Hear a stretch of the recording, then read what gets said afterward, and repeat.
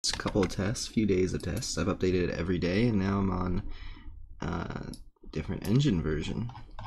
Well, not engine version, different alpha version number. Yeah, I'm calling this one.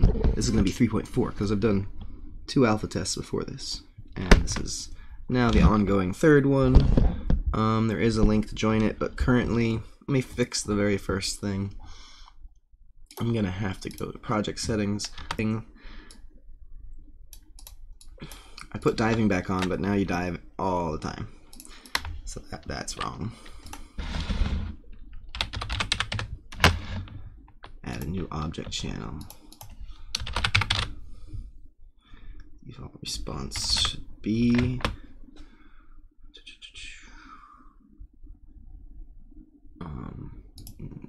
overlap, I guess.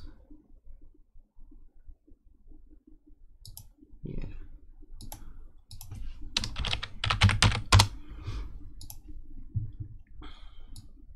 Okay. And now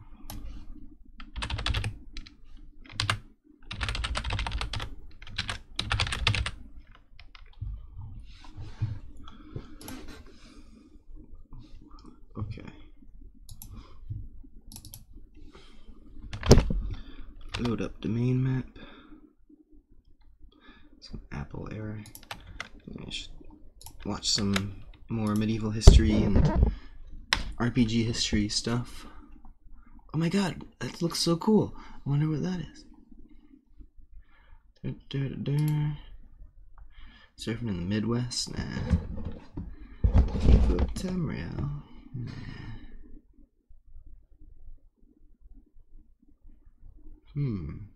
Yeah.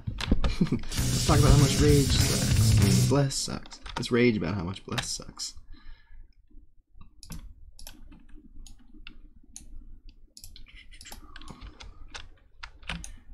Ocean.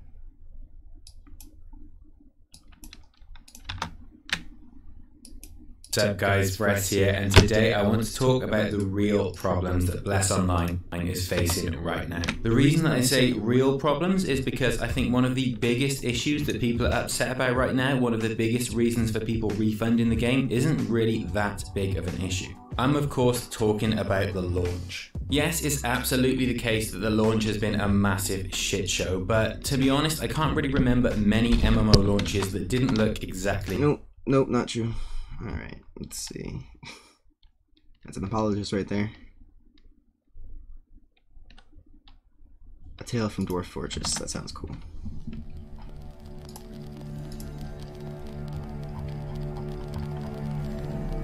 Hey. That should block. Oh, this needs to be an ocean object. Change that to overlap. This is an ocean object.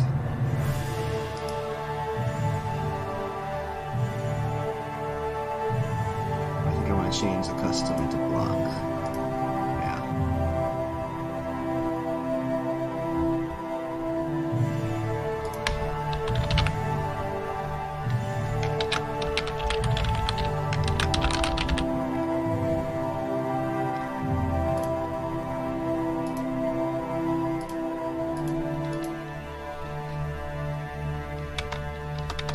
Is this all animated? Man. That would have been cool. What does this even say? Oh, 0 GP to a bond starting at level 3. Free to play. Oh, wow. Okay. Interesting. I've been doing some old school RuneScape investigating because it's an MMO I never played. Check that out. Hello ladies and gents, and welcome back to another old school video. Today I want to go over 10 tips that will help you and your general old school RuneScape playing experience. These 10 tips I'm going to talk about are just small quality of life updates that Jagex have done throughout the years of old school RuneScape being a thing, which improve the game's quality of life and make it just a more pleasant experience to play. But the majority of things in this list of tips are things to unlock via the options menus or the settings menus, or by speaking to NPCs throughout the game. Most of these things you may know if you're an experienced old school player, but if you're newer to the game or just a casual player who doesn't really look into much of the updates that come out on a weekly basis to old school RuneScape, some of these quality of life tips we're about to share may actually help you and improve your playing experience. So let's get started.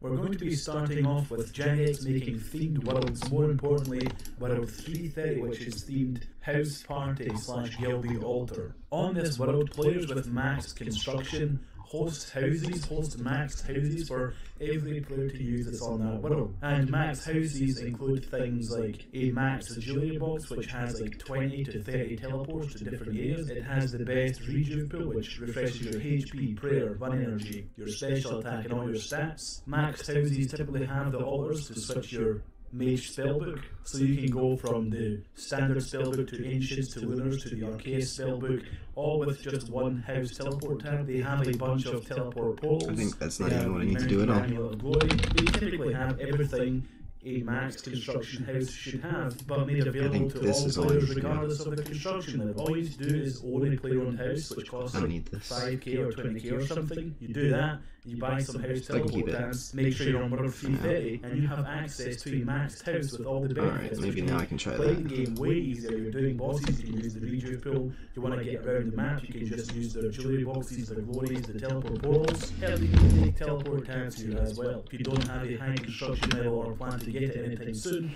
you can have all the benefits of netting construction without actually having it. And having access to all these things makes the game way better. Make sure you set your own player-owned house to either Gano or Rivington. These are the two most popular areas for player-owned houses. Head to World 330, set your settings so that when you teleport to your house, you end up outside your house, not inside. Look at the public chat for the names of people who are hosting a maxed house. Enter a friend's house, type their name, and now you have access to the maxed house as long as that host is online. Tip number 2 is shift click dropping. You can enable this in the options menu by doing the following, and this makes it so instead of right clicking and then clicking on drop, you can hold shift and left click to drop in enter, which makes hundreds of tasks within old school RuneScape way more convenient and a lot easier to do, the most common of which is power leveling any skills. Fishing, you can power fish trout, these leaping trout here in Barbarian area, shift click drop them for insanely fast fishing experience. You can do the same with power mining iron ore, or granite even, which is faster, and it makes inventory management way easier when doing things like quests or slayer or bosses. You can just drop all the garbage, keep all the things you want in no time at all. I can't think of any situation at all in old school RuneScape where not having shift drop enabled is better for you. This is literally just an option you can enable that many people haven't enabled, which just makes the game way better. Just a small option that isn't automatically enabled when you first play the game. Tip number 3. Using your F keys to navigate your the character probably all the menu it says buttons, it's ignoring sound. buttons, whatever you want to call them, 2 F keys. Instead of having to click on each one individually to access it, you can do what you're doing, playing the game, fighting monsters, doing a quest. You can continue to click on the game while navigating the menus without having to click on the little stones. And much like shift click drop, it may seem like a very small thing, like it doesn't affect the game overall, but if you're playing this game a lot, or you plan to play the game a lot, and you've bound the F keys to these stones, it just makes it feel a little bit smoother, yeah, it's hitting faster, and actually gives you an advantage in things like PvP or PvM or in any situation really where you can use the F keys to switch the menus without having to click on them. So you can move your mouse to an area where you want to click on the next menu without having to click on that menu first. You can use the F key. My current setup is usually having the combat options on F1, having my inventory on F2, having my prayer on F3, and mixing and matching my F4 key between the equipment tab and the magebook tab, depending on what I'm doing. And here's an example of me using it when I'm doing raids. You have to switch your gear often, you have to eat food often or drink brews often, you have to use and switch prayers often. So instead of me clicking on each menu individually every time I have to do something, which is all the time, I can just use the F keys to quickly switch between the menus and makes the experience way better and way easier. The next 3 tips all relate to banking and making the banking process better. First off, bank fillers. Bank fillers are a thing you can enable in the settings menu within the bank screen, and it fills up your bank with these stop signs, basically meaning you can't deposit any more items in this bank if they don't already stack with an item in your bank already. And it may seem pointless at first, but it actually makes banking when doing almost any skill way better. So if you have any tools or items in your inventory that help you do the skill you're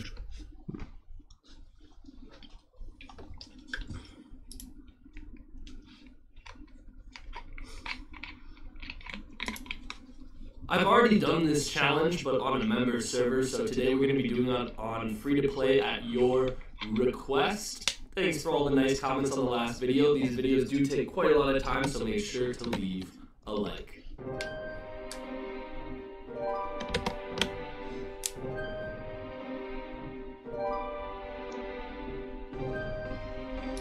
So, yeah, 26 GP. So let's just edit the title real quick. Okay. I feel like this is I've already much. done I just this. don't. Oh, like a problem. Oh, that was just the intro. Okay, or something. Well, I might as well drop all of this stuff that I could probably sell for a couple hundred GP and start the series off way quicker. Oh, what's that over there? What a better trade. 1 GP than all this stuff. Let's go to the Grand Exchange. What? I only get 3 slots? free play sucks. No, I can't even buy a vial. I should probably toss something in and wait like a month. Let's pick our item. Oh, I misclicked. Wow, I found 25 GP in my bank. No, but for real, guys, I just tried for a straight week to buy something for 1 GP. So, yeah, 26 GP. So let's just edit the title real quick. I found 1 GP and went to the Grand Exchange. And then I checked my bank and found 25 more and added it to the 1. First offer came in, a bronze warhammer for 23 GP. Alright, it's sold for 40 GP. 43 GP. We almost just doubled our bank. Yeah, that's pretty lame actually. Just flipped 2 more warhammers to make 83 GP total. Now... Interesting. Who's the strongest enemy in Skyrim? As you level in Skyrim, things tend to level with you. At least most things do. Draugrs will become more powerful as you level up. You will start to encounter different types of dragons as you level up, and you will even start noticing new enemies altogether as you level up. Same thing with items. The stronger the quality of an item is, the higher your level would have to be in order for that item to drop. For example, you would have to be level 48 before Daedric armor pieces will start dropping for you. The system was created so that new characters wouldn't find extremely high-level armors and weapons accidentally or purposefully when they shouldn't. Since armors and weapons don't have level or stat requirements, a level 1 person could theoretically wear a Daedric set without any repercussions, which of course would be unbalanced as hell. So the system is designed so that low-level characters get low-level items, while high-level characters get high-level items. It also makes it so that difficulty stays even throughout the experience. His accent's so good. The question is, how far does the scaling go? If my barely character tell, keeps he's got like on an leveling, East then European how accent. far would I have to go before enemies stop leveling with me? Are there enemies that ever stop leveling with me? Does every enemy level with me? To answer this question, we have to go enemy by enemy, NPC by NPC, which would take forever. So let's focus on the most popular and most interesting of these cases and talk about them. As far as non-unique leveled enemies, let's make a quick top 10 of the strongest you can find for each class of enemy. These are merely the ones that are the most interesting and the strongest of their class, but it's not an all-encompassing list of the strongest non-unique enemies. For example, half of the vampires in this game are actually stronger than the strongest bandit you can find. But making a list of 10 enemies, 3 of them being vampires, would be kind of silly. We'll also talk about the dragons later. So yeah, anyways, here's the list that I came up with. The Bandit Chief, the strongest bandit that you will ever find, only reaching level 28. The High Seeker, level 42.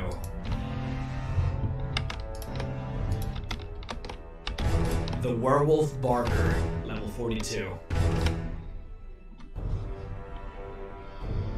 The Draugr Death Overlord, level 45. The Dremora Balanas, level 46.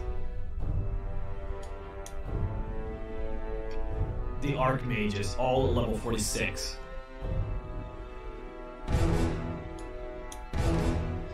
the maskless dragon priests, all level 50. The Briarheart, level 51.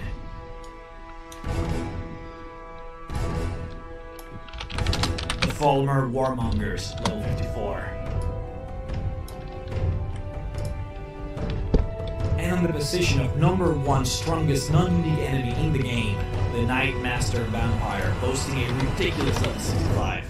What makes them so powerful is the fact that they possess a lot of spells to deal with you. Chain Lightning, Chill Touch, Drain Life, Icy Storm, Icy Spear, Revenant, Thunderbolt, Invisibility, and Vampire Touch. It's just a lot to deal with, not even mentioning their extremely high HP. So now, those are the strongest non-uniques in the game. Those are all things that you would normally find in bulk. Things that would just randomly appear in dungeons and fight you. But I'm sure that you guys are more interested in the uniques, in the overpowered, in the strongest by far things that you can find in this game. So let's move to that. But before we start talking about specific enemies, let's first differentiate the enemies that level with you and the enemies that don't. What do I mean by that? Well, there are a lot of enemies in Skyrim whose level never changes. They start at a certain level and they will always keep that level, regardless of how powerful or weak you are. For example, giants will always be level 32. This is why it is almost impossible to fight them as soon as you start off the game. They're literally way ahead of you and will be for a while. But on the same note, if you are, say, level 50, then there will always be a piece of cake after that, since they never grow up in levels like you do. Probably the biggest example of these are the Dragon Priests. Masked or not, the Dragon Priests will always be level 50, which is why they're always such a pain in the ass. They're almost always very powerful and hard to deal with for most players. The only exceptions to this rule are Acidal, Ducan, and Sacrisos, the Dragon Priests of Solstheim, which are level 60. Okay, so enough games. Who are the strongest in this game? As far as taking only levels into consideration, then the strongest NPC creature in this game is by far Arngeir. Yeah, believe it or not, this guy is level 150. Even before the expansions, when the max level that Dragonborn could obtain was level 81, this guy was boasting something close to double that amount. Generally though, it's hard to count him, and on that note, really any of the Greybeards, since they are, of course, not enemies and they are peaceful. They also count as essentials, so you technically cannot kill them anyways. Now that being said, yeah, Arngeir is level 150, Bori and Wolfgar are both level 100, and lastly the sad Einarth with a measly level 90 to his name. Now, the reason I consider Arngeir to be on the top is because his level 150 is a static level. It never changes, which puts him a level ahead of Mirak. You see, Mirak can also be level 150, but only if you are as well. He's scaled to your level. Whatever your level is, multiply that by 1.1 and that would be his level. To the max of 150 and to the minimum of 35. His maximum health being 1220, really only about 25% higher than the strongest non-unique vampires that you can find. Of course, you do have to defeat him multiple times, since he regains his HP by consuming dragons, so it kind of makes up for his low HP. But it also goes to show how powerful some of these vampires can be. Alduin works similarly, but his maximum level is only 100, while his minimum level is 10. His extremely low minimum level is the reason why a player could finish the game by only doing the main quest. Why does it immediately go to... His health, though, is extremely OP, and he gets passive NPC perks that reduce the damage that he takes, making him even more of a threat. Now, since we just happen to be talking about end bosses, let's do Harkin. The guy can reach an embarrassing maximum of 60, which normally would be kind of impressive, at least for most creatures, but compared to the other end bosses, he really doesn't scale well at all. A player character that leaves the expansion's last bosses for last after doing everything else there is to do in the game, would find him to be hilariously easy to defeat. It is even more hilarious when you realize that the Arc Curate Birther can actually reach a max level of 75. Even his minimum level of 15 is higher than Harkin's minimum level of 10. Just embarrassing, man. Just plain embarrassing. But now, outside of the main quest last bosses, if you wanted to go out there and experience the toughest of the toughest that Skyrim has to offer, honestly, there's just no other way to go than Karstag. Look, if you're OP as hell and your level is extremely high, then yeah, Mirak would be a challenge, since he will always scale to you. But 99% of the time, your character will not be level 150. Let's be real here, guys. And yeah, I realize that I'm saying that to a chat that probably has an average Skyrim level of 1000, but I still believe that 99% of the time, you will not be running around that high of a level.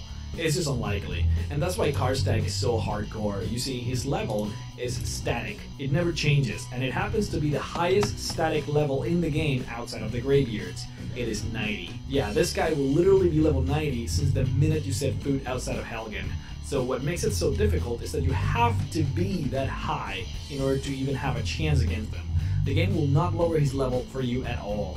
He summons ice wraiths during the battle. He will have a blizzard surrounding him when you first encounter him, which will ragdoll you if you get too close. He has 100% resistance to the seas, frost, and poison, as well as 75% resistance to shock.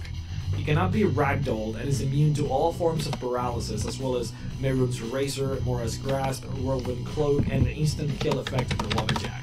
He also benefits from a fortified combat healing rate of 0.15% and a fortified normal healing rate of 0.15%. When you combine these two numbers, his normal in-combat healing rate is 0.3% of his maximum health every second, which is about 12 points per second. Might not seem like much, but if you're kiting him while also trying to deal with the raids, it can substantially lower your overall net DPS. This is your champion, boys. Karstag takes the cake as the strongest enemy in the game by far. Pretty close with the Evening Warrior though, which I'm sure you guys probably want me to talk about. The Evening Warrior is innately easier to defeat than Karstag, simply because you are forced to already be level 80 by the time you fight him. And since he also happens to be level 80, it means that from the get-go, you're already either on the same level or ahead of him, which obviously makes the battle a lot easier. That being said though, if Karstag also had that requirement, it would still be stronger than the Evening Warrior. Now, the Evening Warrior has about half the HP that Karstag has, about 2k, but what makes him so deadly is the nice combination of enchantments that he has on his gear. He has 50% protection from every elemental spell, he does an extra 75% one-handed damage, he for some reason has the ability to breathe underwater, which I mean whatever, I guess, it's there I guess, but he also happens to be partially immune to falling damage, requiring a small trick for falling damage to actually work on him. He also has both Fus Roda and Disarm Shouts at his disposal. It should also be noted that one of the biggest reasons he is so hard to defeat is because he has a lot of hidden values added to his character, outside of the obvious. He has a lot of player talents with him that increase the damage he does and the damage he takes. Things like Bladesman perk and well-fitted perks. He literally has 36 perks that increase the value of his stats, making him a hell of a beast. Outside of Karstag and the Evening Warrior, things go down a bit. I mean, of course you have the highest level dragon that you can find, which are the legendary dragons who happen to be level 75. These guys have about 4k HP, which makes them very, very tanky. Interestingly enough, the frost version of the legendary dragons are actually stronger than the fire versions, by about 200 HP, and they also get an extra 25 points of damage to their breath. I mean, of course, fire has that extra overtime effect that compensates for it, but that extra 200 health that the frost dragons have is substantial. You have to be level 78 for these types of dragons to appear in your game, so by then they will probably not be a challenge to you, and they will only get easier as you level up, of course. That's as far as dragons go. Now, outside of these guys, the rest are not even worth mentioning, really. Most NPCs that you fight and monsters cap at about level 50, including most unique named dragons and Daedric NPCs like Shagorath and Gwibeen. Isgramor also, interestingly enough, happens to be level 50. Shout out to the Forge Master, who happens to cap at level 60 though. He gets an honorable mention. Now, the one important mention here though, since we're talking about hard battles in general, would have to go to our pals Bozlarum and Naslarum. I consider them to be one of the hardest battles in the game, simply because, well, two main reasons. So most creatures in the game, for the most part, you can choose to evade. Say, you're not fighting Karstag unless you really want to fight Karstag. Same with the Evening Warrior. The guy is not randomly appearing and killing you. He will wait for you and attack when you wish. The dragons, though, they appear randomly and screw your stuff up, regardless of your desires to fight them.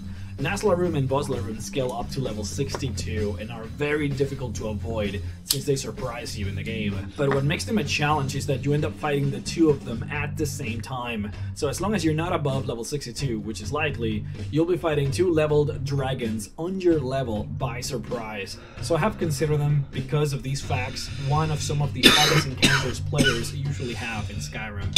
Today, since we're talking about leveled enemies, what about followers? Do they also work like enemies? Well, yeah, they do. Followers usually level with you, and for the most part will always be the same level that you are. Thing is, most followers do happen to have a cap, like monsters do. House girls tend to cap at level 50, like Lydia. Hirelings tend to cap at level 40, while apprentices at the college tend to cap at level 30. But hey, this wouldn't be a Rex video without me showing you some of the most OP as hell companions that you can get in this game. So here it goes. Yzargo, Selen, Durak, Ingyard, and Freya actually have no level cap. So you could theoretically be level 200 and these guys would also join you in the high level club.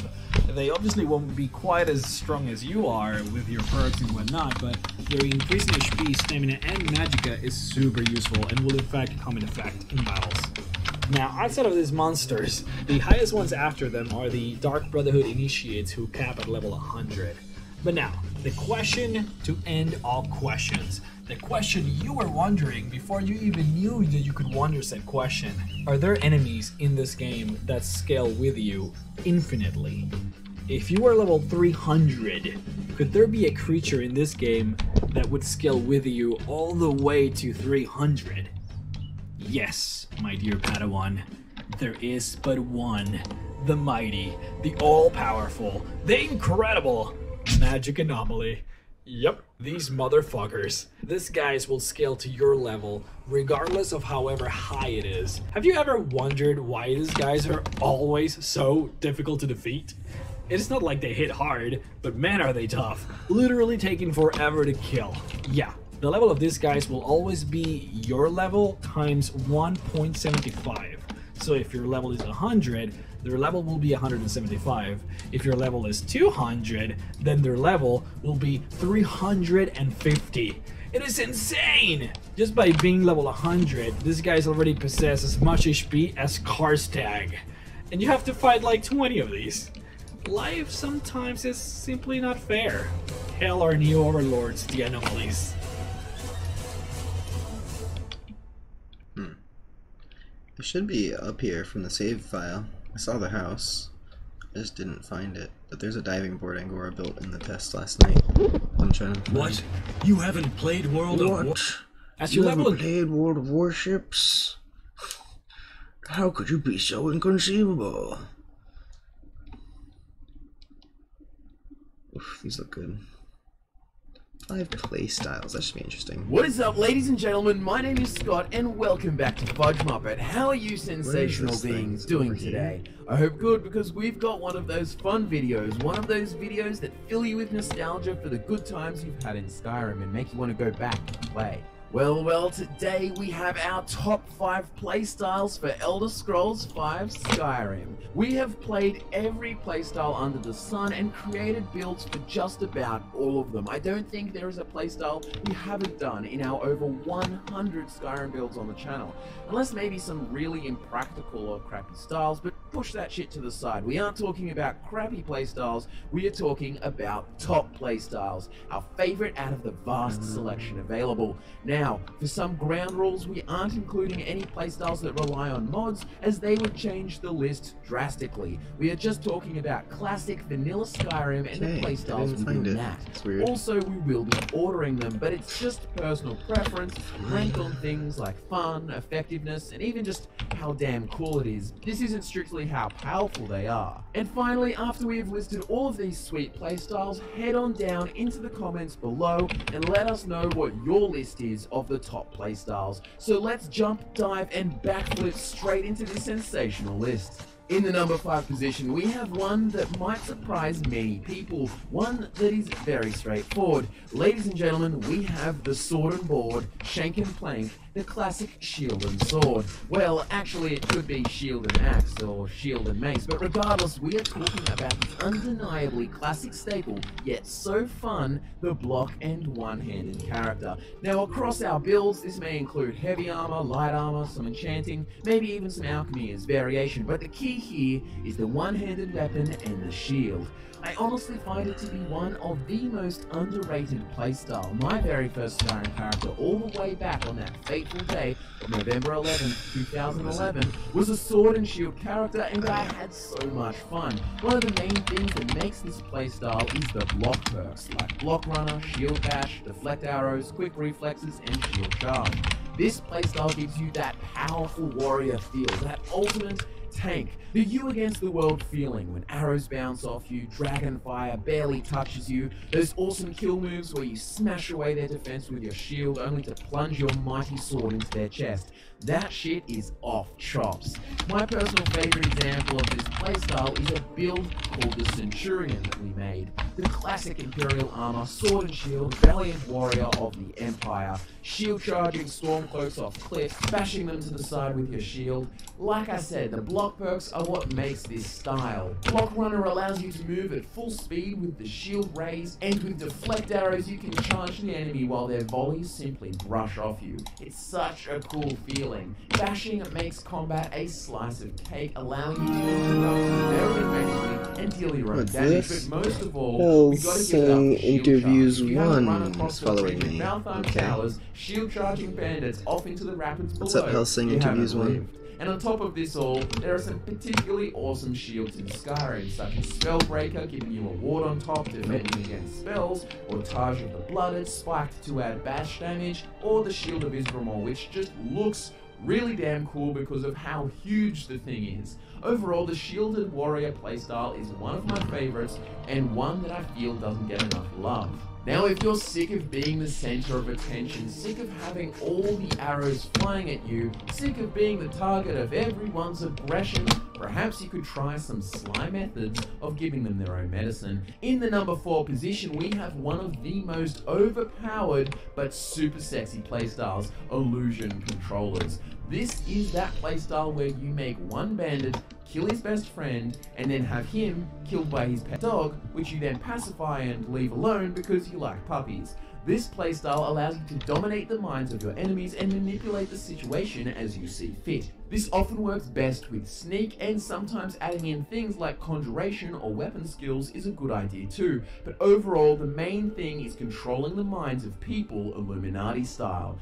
Some examples of builds that we have that use this playstyle very well are the Puppet Master and the Vampire Temptress. Vampires is a whole other rodeo. Vampires have significant boosts to sneak and illusion already, and then when you combine that with the Necromage perk plus illusion dual casting, you can basically tell any enemy to shut up and sit down because you're the boss, except a few ones like dragons, but still, it's super great. And particularly illusion dual casting is what makes this so powerful in the long run, is when you dual cast, it basically doubles the level limit of the spell.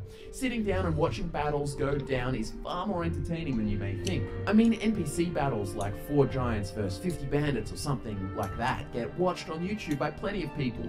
Well, in a small way, this allows you to experience that for yourself. Oh, and please try Kill Dark Brotherhood contracts with Frenzy only. That is really fun. Have your victim go mad and attack everyone only to be killed by the guards. You barely had to lift a finger. So if you are feeling particularly sadistic, or maybe you're actually a pacifist like our Shadowfoot build, then try out this playstyle. Illusion Control is particularly rewarding, earning it the 4th place on this list. In the 3rd place, we have the meme. Can you guess what it is?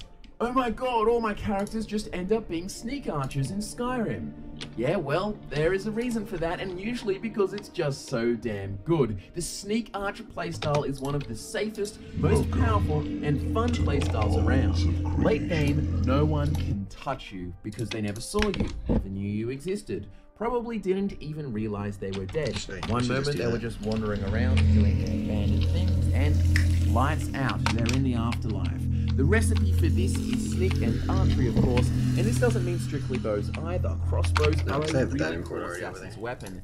This one is trick shot, long shot, and headshot galore. It just never gets old. It's kind of like sniping. It's such a popular playstyle, but of course, the reason is because it's so satisfying being tucked away on a cliff and then killing a powerful enemy in a single shot out of nowhere, the RKO of Skyrim. And among the biggest benefits is the fact that you can pretty much disregard armor and health and such, because when you get really good, no one will touch you or know where you are, making it the perfect setup for a thief or assassin. Some builds we have that use this style of play are the Morak Assassin and the Dealer. It's a very, very powerful playstyle, probably the easiest unless you are terrible at aiming, but even then, with the sneak skill super high, you may just alert the enemy, but they won't find you straight away, and even if they do, the Shadow Warrior perk helps you duck away, get in the spot, and fire away again from a safe Right on. distance. Okay, Now cool the beans. silver medal, the second place, goes to the playstyle of Shadows, the ghost in the dark, the stabby in your backy, the classic dagger-wielding assassin. So, just don't want to be able to go back to jump loop. You do 15 times more damage in sneak attacks with your daggers, and with the Shadow Warrior, Although I guess that you can means abuse this by getting some mid-combat sneak kills by crouching and then slashing If immediately. you're- Doesn't always work, but if you go over water and then back over ground, you'll still dive into the ground, but that's not really a big and in deal. my opinion, more fun than sneak archers, mainly because it's far riskier. It gives you that little adrenaline hit when you get that throat slit animation and pull it all off fantastically. It's far more rewarding. And if you want to next level this playstyle, making it a Nightblade with an add of illusion is amazing. Adding invisibility into the mix. If you like to truly be a shadow in the dark, then you have to try this. Look at our Spectre build, for example, which is an Argonian that jumps out of the shadows with invisibility and slices throats left, right, and center, only to dash back into the darkness. You ever see that movie, Ninja Assassin? Remember that opening scene with the gangsters? It feels like that, except you're the assassin. You're hiding in the shadows.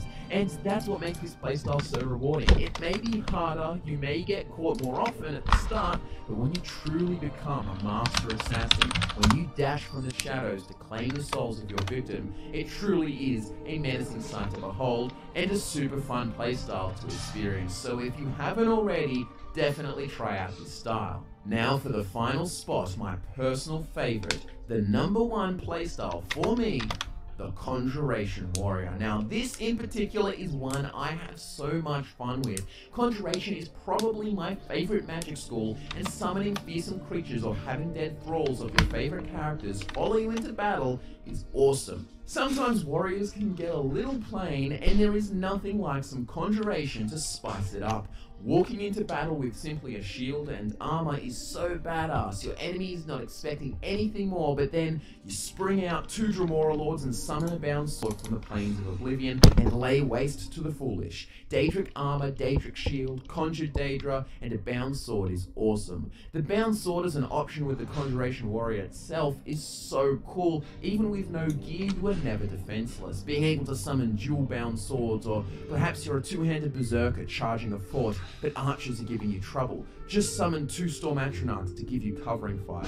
The Bone Lord build we have is an awesome example of a Conjuration Warrior, and it is just my absolute favorite playstyle. To be honest, my favorite playstyle could be described as a little bit broader, but it's mainly Conjuration. If I were to define this category more broadly, you could say Battle Mage, but I'm not talking fireballs and such. I generally prefer warriors with support magics like Alteration for shields or Restoration and Conjuration for heals and summons. But overall, when I really narrow it down out of those 3, Conjuration comes out on top. The Conjuration Warrior is amazing. Charging into battle with your own undead bodyguards is the best feeling. I'm even going to give an honorable mention to the Conjuration Archer because Bound Bow plus Summons is also a beast playstyle, but even from an aesthetic point of view, I'd rather be a menacing Orc Warlock in Daedric armor with Flame Atronachs dancing around, slinging fireballs while I go into a Berserker Rage with dual bound swords. So essentially, my favorite playstyle is any variation of the Conjuration Warrior, whether that include bound weapons, dual bound swords, bound sword, shield, or normal melee weapons. It's just a really fun and top playstyle.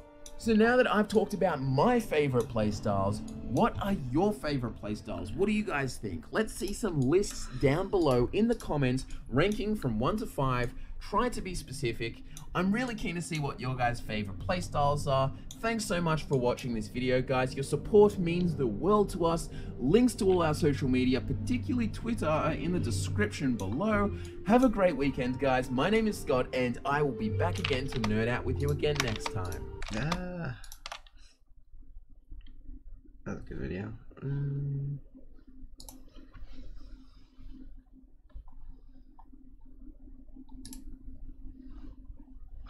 Crazy things Skyrim players have done. For years now, Skyrim players have performed some pretty wild feats within the game. I'm Duncan, and today on GameRank's 10 Crazy Things Skyrim Players Have Done. Number 10 involves adopting pets. Now, adopting pets in Skyrim isn't always an easy thing. You have to have a kid. The kid has to say, hey, I want this as a pet. So it's difficult to adopt a normal pet per se, but then there's Miko. Miko goes above and beyond because Miko has a sad story. You see, his owner died and he's been occupying the shack that they occupied since. If you bring Miko with you and you leave him, or he leaves, or you get separated in some way, he goes back to Miko's shack and continues his very sad existence alone, wishing there was someone to love him. So there's one player that posted their particular story about Miko, and Miko, well, made their life very interesting. They spent several months inside the game obtaining a house, then another house, then a child to live in the house, then a wife, and then some drama stirred up because the wife had a quote-unquote special friend who hated Miko the dog, which I don't know how you hate Miko the dog. Miko the dog has a sad story and is nice and loyal and good and represents everything that is pure in the world. And during that drama, the special friend got killed and the wife became very mad. The player just ran away and left them there because he knew that Miko, after a long time attempting to find somewhere where he would be loved and cared for,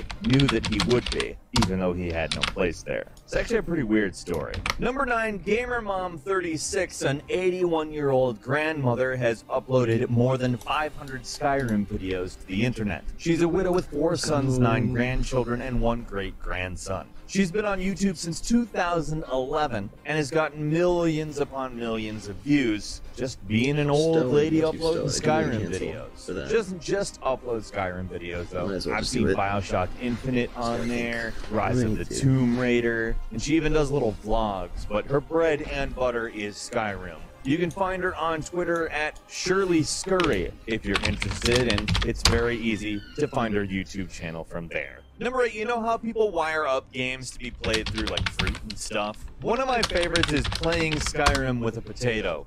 Boom LLC Robotator went ahead and wired up some potatoes so that the electrical current transmitted by his own skin could enter the starchy goodness and come through on the screen as game input. Honestly, is there anything potatoes can't do? Don't answer that. Number 7, there's always a lot of interesting gaming marriages, but Skyrim has a fun one, I think. In the game, some NPCs can't be married until you unlock them with an amulet of Mara. Yes, unlock is a crude term to use in this instance, but still, we're talking about a video game. The way this gentleman proposed was by giving his girlfriend an amulet of Mara, which she didn't immediately understand. She just thought it was a Skyrim thing. She had introduced him to Skyrim, so she thought he was giving her a nice gift. When she put it on, he smiled widely and said, "Is that an amulet of Mara? I'm surprised someone like you isn't spoken for." I don't know if he did it in that accent. I also don't know if that accent is good.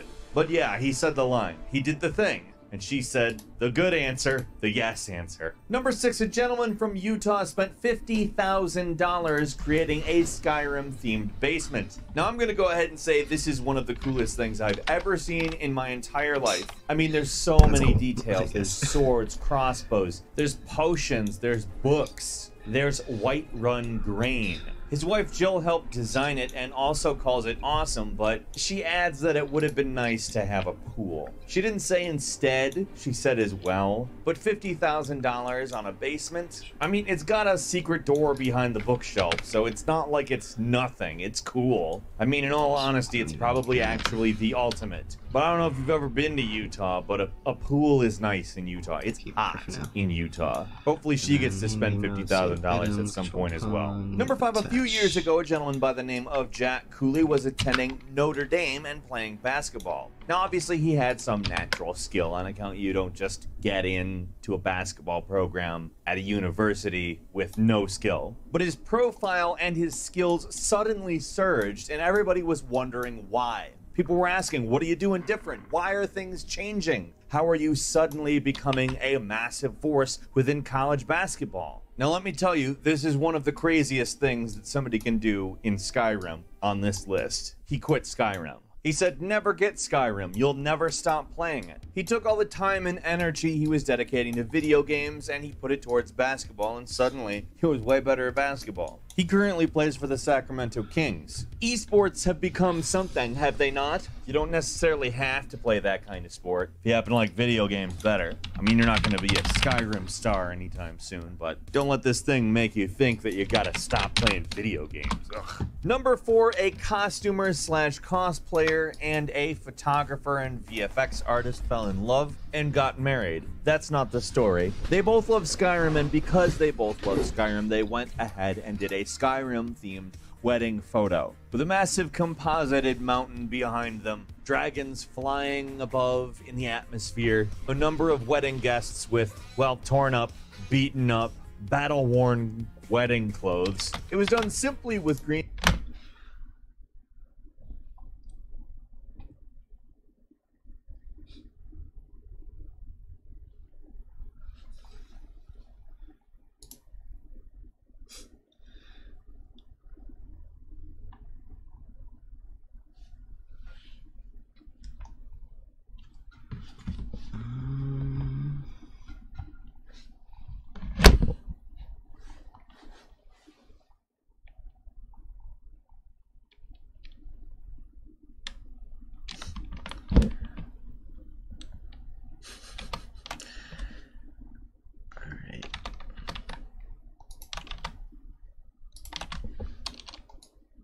Stowing.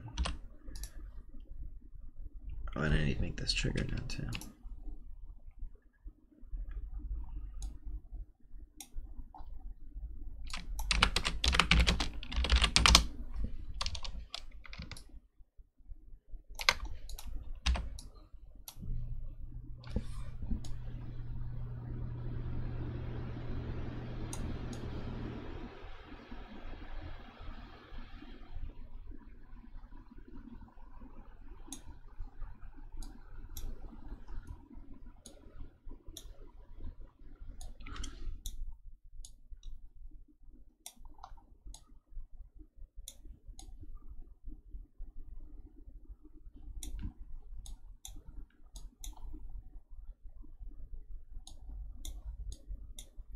Okay.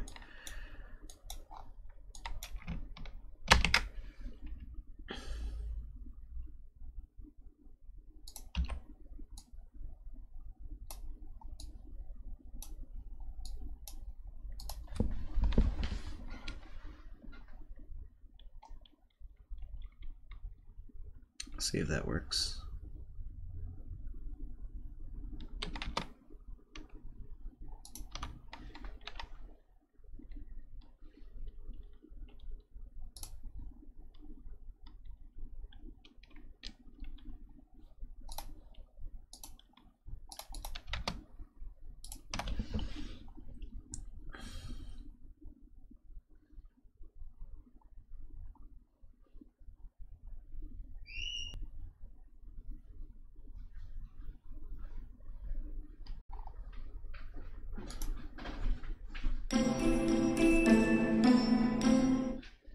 Gaming Bolt presents greatest Skyrim secrets that will make you want to replay it immediately. Skyrim is a massive open world with so many tiny details that you may never discover them all. With the recent release of Skyrim Special Edition, there are still plenty of secrets to jump in and find. Here are the greatest Skyrim secrets that will make you want to replay it immediately. Hidden bosses: Volthurol, Karstag, and the Reaper. These 3 hidden bosses are tough to find and even tougher to bring down. In the ruins of Castle Karstag, the ghost of the Frost Giant appears if you bring his skull to his long-forgotten throne. The Reaper appears once you collect 3 Reaper gem fragments. The ghostly executioner charges forward with his trusty axe, spewing green slime and summoning throngs of minions. The last boss is Volthurol, a massive dragon living under the Tower of Zark. Use unrelenting force on the globe in the middle of the room and he will swoop down and attack, quickly causing trouble for any unprepared adventurer. The mystery behind the Headless Horseman. The mystery of the Headless Horseman may actually be revealed in a song heard throughout Skyrim. The tale of Ragnar the Red, a hero whose head was abruptly removed from his...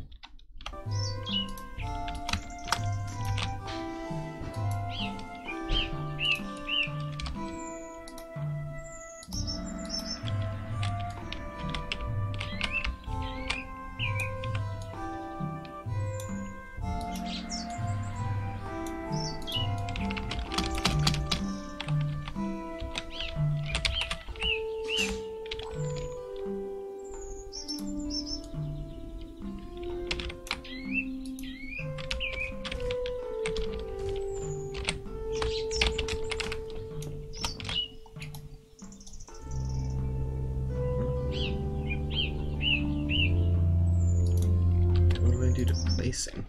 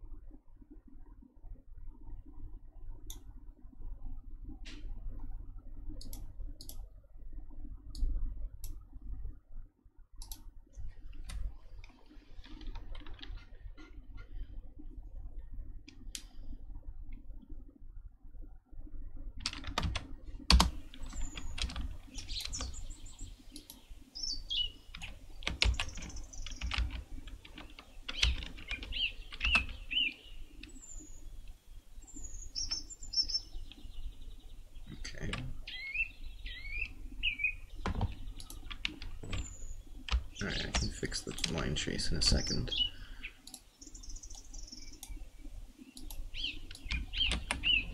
Okay, as long as that was canceling it, that's good.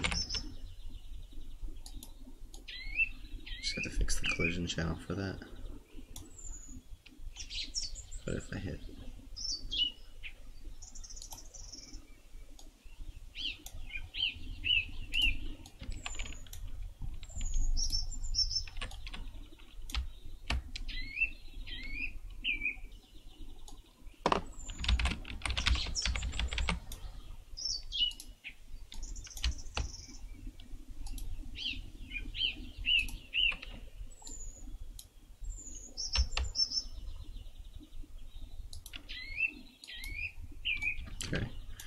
it's all working pretty well. Just have to fix that ray trace there.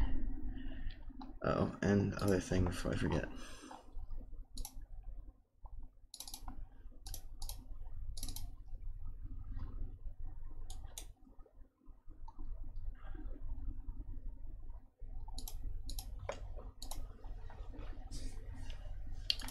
There we go. I was seeing that line from the ray line trace.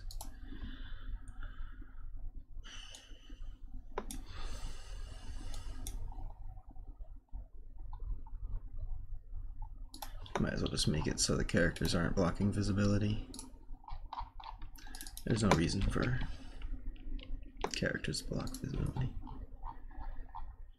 Visibility.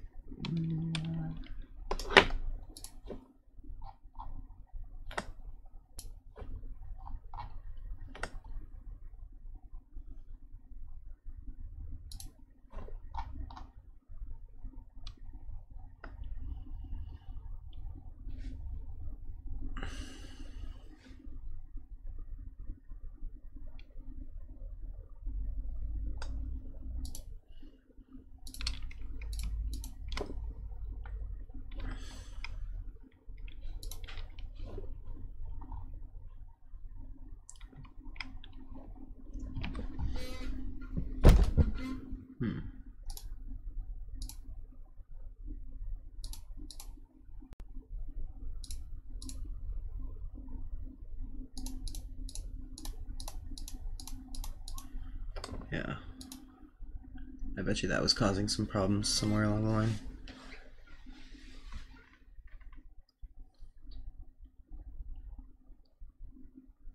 Hey, what's up?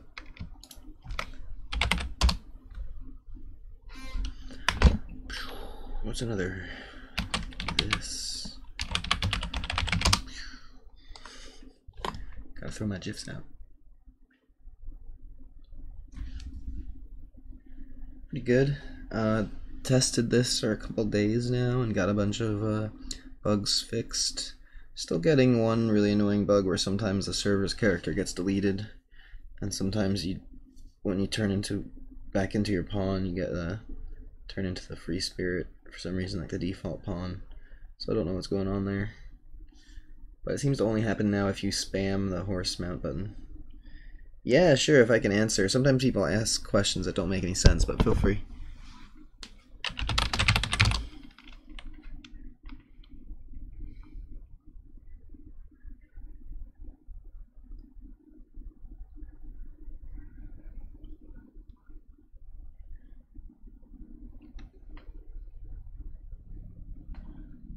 Am I in the map right now? No, it shouldn't be. His shoulders is often sung in taverns, talking about his untimely fall. But some of the details in the song match up nicely with those of the Headless Horseman, hinting that the two could be one and the same. Minecraft reference, the notched pickaxe. When adventuring through Skyrim, you can find a pretty normal looking pickaxe embedded at the very top of the Throat of the World. Closer inspection will reveal that it's actually called the notched pickaxe, a reference to Minecraft and its creator, otherwise known as Notch. Ulfr the Blind's book is actually empty. Ulfr the Blind, a bandit, sits quietly in his cave with a thick book lying on the table in front of him. Walk up and open the book and you'll be treated to a funny little joke. The blind man's book has no words in it. It's great fun when you stumble upon it right after you sneak behind him for hours to raise your stealth skill. The hidden peak... There's no denying the impact that... Gaming Bolt presents greatest Skyrim secrets that will make you want to replay it immediately. Skyrim is a massive open world with so many tiny details that you may never discover them all. With the recent release of Skyrim Special Edition, there are still plenty of secrets to jump in and find. Here are the greatest Skyrim secrets that will make you want to replay it immediately. You have to make it a variable from the return value. Right-click this, promote to variable. These three hidden bosses are tough to find and even tougher to bring. So right-click here, promote to variable, put it anywhere on this side, up here, anywhere up here, whether it's after this or before this or after this. Save that variable by doing that. And then instead of from this blue line, get the variable from that. So you're removing that, because this executive, basically this white line, doesn't run this white line. So this white line doesn't have a reference to anything up here. This isn't being run when you go to B. So anything from B has to have separate references from what's going on in A, because they're separate executive lines, executable. So that's why you make it a variable, so that you can refer to it separately. Cool beans. Down. In the ruins of Castle Karstag, the ghost of the Frost Giant appears if you bring his skull to his long-forgotten throne. The Reaper appears once you collect 3 Reaper All I did was fragments. change collisions. The ghostly responses. executioner charges I guess there's a forward lot with of his them that has trusty to axe, change. spewing green slime and summoning throngs of minions. I need to The make some last food. boss is Volthiorol, a massive dragon living under the Tower of Zark. Use unrelenting force on the globe in the middle of the room and he will swoop down and attack, quickly causing trouble for any unprepared adventurer. While this works. Be right back. The mystery behind the Headless Horseman. The mystery of the Headless Horseman may actually be revealed in a song heard throughout Skyrim. The tale of Ragnar the Red, a hero whose head was abruptly removed from his shoulders, is often sung in taverns, talking about his untimely fall. But some of the details in the song match up nicely with those of the Headless Horseman, hinting that the two could be one and the same. Minecraft reference, the notched pickaxe. When adventuring through Skyrim, you can find a pretty normal looking pickaxe embedded at the very top of the Throat of the World. Closer inspection will reveal that it's actually called the notched pickaxe, a reference to Minecraft and its creator, otherwise known as Notch. Ulfr the Blind's book is actually empty. Ulfr the Blind, a bandit, sits quietly in his cave with a thick book lying on the table in front of him. Walk up and open the book and you'll be treated to a funny little joke. The blind man's book has no words in it. It's great fun when you stumble upon it right after you sneak behind him for hours to raise your stealth skill. The hidden peaks in Solstheim in Skyrim's Dragonborn DLC. On the distant island of Solstheim, there are 4 towering mountains. The peaks of each one rise high above the world. So high, in fact, that the 4 peaks don't show on your map as locations, despite being fast travel waypoints. The only way to get them to show is to climb up to them, which is much easier said than done. The 4 peaks are Fryked Peak, Hivictold Peak, Mortrag Peak, and Mount Morsring. These are located near Seyring's Watch, Abandoned Lodge, Castle Karstag, and Mosring's Pass, respectively. The Chill, hidden Winterhold's jail location. Winterhold is the Mage's College in Skyrim, initially a magical place filled with powerful spell users and heaps of books lined with useful information on all sorts of new spells. But it's more sinister than it looks. The The Chill is a secret underground prison hidden from the world. It houses criminals from the college, those who have disobeyed their orders and gone rogue. There are 3 adept locked cages which are guarded by a frost atronach. You can also find items such as frost salts, gold ore veins, and orichalcum ore within this location. There are ants in Skyrim. Don't run too freely through Skyrim's vast open world. You may be killing more critters than you think. The world is filled with such minute details that you often don't see them. On certain logs and stumps, if you look closely, you can see lines of ants crawling along the wood. They don't serve a purpose, but just show how vivid and alive this world truly feels. Hidden potions in Solitude. Take a stroll through Solitude and you're sure to come across a strange sight. Health potions are randomly strewn throughout the city, but they aren't just lying in the streets, they're hidden, sometimes perched precariously on ledges, sometimes requiring an arrow or two to dislodge them. Many say that the bizarre potions are meant for a Dark Brotherhood quest, but no one seems to know for sure. You can find some of them on the ground between Winking Skeever and Angeline's Aromatics, or lower rooftops on the Bard's College located just behind Proudspire Manor and on a ledge accessible from the 2nd floor of Eriker's house. Easiest way to kill fish. Use the unrelenting force shout while in the water. Fish don't stay still, so you can slash them to death in Skyrim.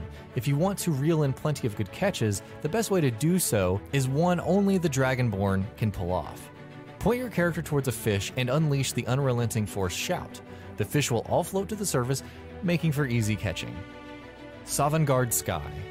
While venturing through Skyrim's epic campaign, you will eventually take a trip to Sovngarde.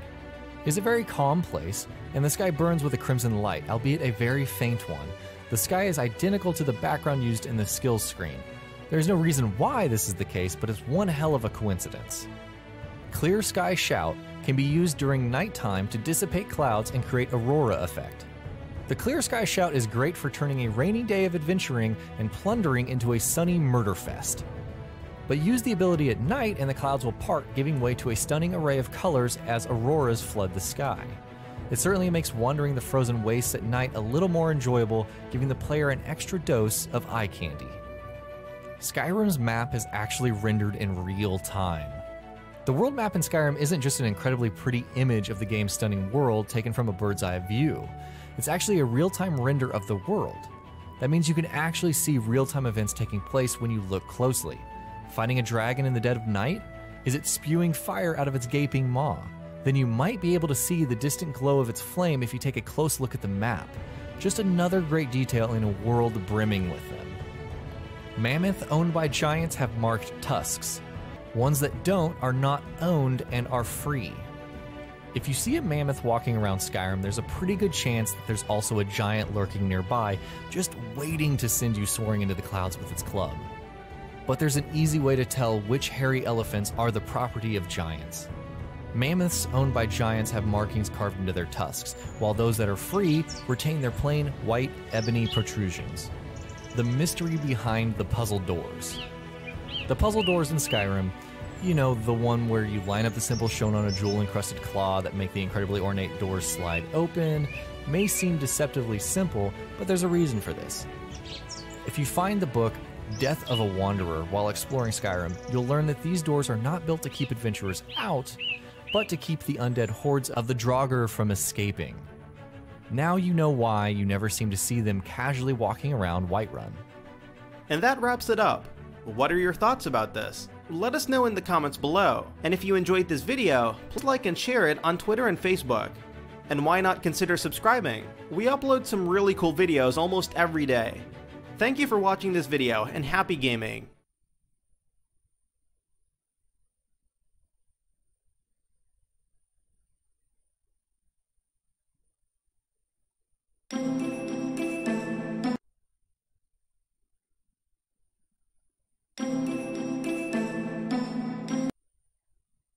This is a video game cartridge. If seeing this gets you excited, then stay a while and listen.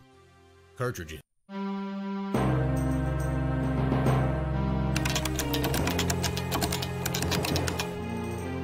Previously on LGR, I reviewed the first chapter in the popular Elder Scrolls series Arena from 1994, which was somewhat of a mixed bag of gameplay. It was a landmark title in many ways, but in all the other ways, it was a game that I found to be more tedious and irritating rather than captivating and enjoyable. Nonetheless, the foundation for an amazing computer role-playing experience was there, and development of a sequel began immediately. The result was The Elder Scrolls Chapter 2, Daggerfall, developed and published by Bethesda Softworks in 1996 for MS-DOS PCs. And holy slaughterfish, this is the grand-scale open-world role-playing game for DOS I was hoping for. The awesomeness starts with this incredibly cool holofoil box that's become quite a collector's piece in its own right, often commanding prices of $100 or more for a minty fresh complete example. Return again to the world of Tamriel, the largest world ever created for a computer role-playing game. And you'd better believe it, as Daggerfall remains one of the single largest game worlds to this day, with over 15,000 towns and 62,394 square miles of landscape to explore. It had gained legendary status even before it released, with the gaming press fearing it was taking too long to develop due to feature creep and high ambitions. Man, that 2-year development cycle was just way too much time to wait for the biggest game ever made. Inside the box, you get the game on a CD-ROM, since even an army of floppy disks couldn't hope to hold all the content this time. A floppy helped with patching though, because as Bethesda tradition mandates, the game was released with tons of game-breaking bugs and glitches, and like a horny dog, they needed fixin'.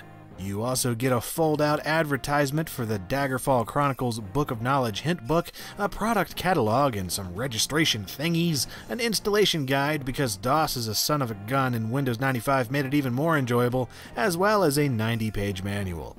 And just like Arena, this thing is chock full of lore, control schemes, character creation tips, and other gameplay tidbits. It doesn't contain any copy protection schemes this time since it relies on the CD to do that, but hold on to it anyway since the game is just so freaking big that even a substantial manual barely scratches the surface.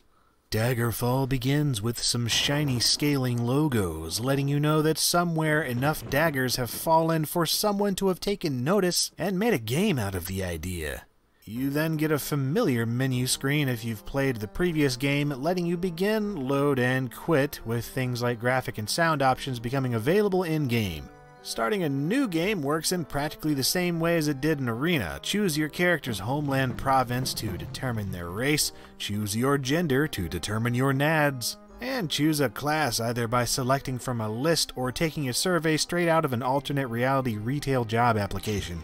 There are an impressive 18 pre-made classes to choose from, but even more impressive is that you're now able to create your own class from scratch. Primary, major, and minor skills, advantages, weaknesses, reputation stats, and more. It's a role-playing dream smeared all over your screen. Finally, the world will know the might of the axe-wielding, backstabbing harpies known as the really stupid class. After choosing your name and pre-made face sprite, it's time to roll your stats, and then roll them again and again and again until you end up with something awesome, or just give up and dump some extra points into strength and endurance and call it a day. Finally, you get something the first game sorely needed: reflex adjustment. It has nothing to do with stomach acid, it's actually how fast the game's enemies attack you, and in turn how quickly you gain experience points. After this, you're dropped into the game's first cutscene, which isn't nearly as enjoyable to watch as Arena's barrage of hair metal and Jägermeister. The story is told through a boring book animation that's too blurry to read the words from, and a boring full-motion video snippet that's too dark and grainy to make much out. The gist is that after the events of Arena, Emperor Urethra Scrotum VII has called you over to his place in the middle of the night. Apparently you guys are tight, but it's not a booty call, and instead it's a call to action, as it turns out the king of the Daggerfall province, known as Lysandus, has a minor problem. He's dead. Not only is he dead, he's creeping people out by haunting the kingdom as a ghost, crying foul over something that needs revengeance. Since Raiden is not available, you need to go down there with a proton pad and make sure the gates of oblivion don't hit him on the way out. Oh yeah, and the Emperor sent a letter like forever ago to the Queen of Daggerfall that was apparently pretty saucy, but it never arrived, and you know, it's probably nothing but bro to bro, you should probably find it and destroy it at all costs, nah I mean? There are 6 distinct ways to finish this main storyline, but of course, how you get there, or even if you get there at all, is up to you. Before anything happens though, on the way to Daggerfall, your boat wrecks and you're washed into a cave and trapped by a mudslide. Of course, this is convenient since it's time to learn the ropes of your new digital obsession. You can play a tutorial if you're really unfamiliar with the series or this style of gameplay, but it's non-interactive, so just bumbling around with the keyboard in one hand and the manual in the other works just as well. While the user interface may look very similar to Arena, Daggerfall uses a new game engine known as X-Engine, the same one used in Bethesda's Terminator games Future Shock and Skynet. As a result, the world uses polygonal 3D graphics this time, allowing for more varied level design, 3D objects instead of just sprites, and the ability to look around freely with the mouse. Of course, you can still control and play it exactly like Arena if you want to, and thankfully it plays better than that game did using this method. And thank goodness the dungeons aren't nearly as dark as they were in Arena either, meaning you can actually see enemies when they're hitting you more than 5 feet away. But even with control setup and core engine changes, the gameplay itself remains more or less the same. Crawl around dungeons, swatting at progressively more vile creatures with whatever weapons you have, gain experience, level up, repeat. Other than everything being the same, everything is different. The biggest of which being that the entire progression and leveling system has been overhauled. In order to fall more in line with the term role-playing and the phrase action role-playing, experience is now gained in each skill as you use it, rather than just adding on to a comprehensive set of abilities. So the more you sneak around, the quicker you'll level up your stealth skill, and the more you hack dudes up with a claymore, the quicker you'll level up your claymore hacking up dudes skill, that kind of thing. Gaining proficiency in singular areas as you use them makes way more logical sense anyway, and it's something that's stuck with the Elder Scrolls games to this day. But how does actually making use of those skills work, you ask? Well, the game has earned a master's degree in the field of awkwardness, the combat in particular. Fighting is still just as clumsy as Arena when it comes to using your weapon and praying to Akatosh it hits, even when you're right up against an enemy and are smacking it over the head enough times to knock sense into a maligned child actor that just turned 18. It's all about dice rolls and statistics that are being calculated with every swing, and unfortunately that just doesn't translate very well here, especially with these stiff animations that provide little to no feedback. And whatever though, you get used to it and it definitely improves about a half dozen levels in, so just try to enjoy those dungeons for all they're worth. And good grief, they're worth a lot now, seeing as even the pre-built ones are filled with randomized loot every time you play, and the others are randomly generated in their entirety. The engine allows for far more complex dungeons this time around too, as noted by the auto-generated 3D map. Sloped hallways, caverns, prison cells, walkways, staircases, hidden passages, and more await you at every turn. And yeah, sometimes there really is something different at every turn, albeit with the same basic wall texture, which can make navigating these places a real chore. The map helps and is invaluable in finding the exit, but even this is a bit convoluted, and sometimes these places just confuse and annoy you to no end. And I've run across a dungeon or few with spots that you can get stuck in or areas that you can't reach at all due to the procedurally generated nature failing. So even if the manual encourages you not to save and reload too often so as not to break your role-playing immersion, you'll definitely want to do so a lot in these labyrinthine layers because Murphy's Law is alive and well in Tamriel. At long last, you'll reach the end of one of these things, and from here you're free to do anything. Freaking anything, seriously. Want to run for miles and miles just to see what you find?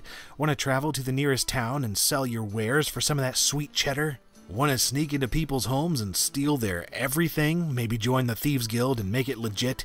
Want to buy your own freaking house and give the finger to Uriel Septim's quest, drinking beer and reading rare books all day?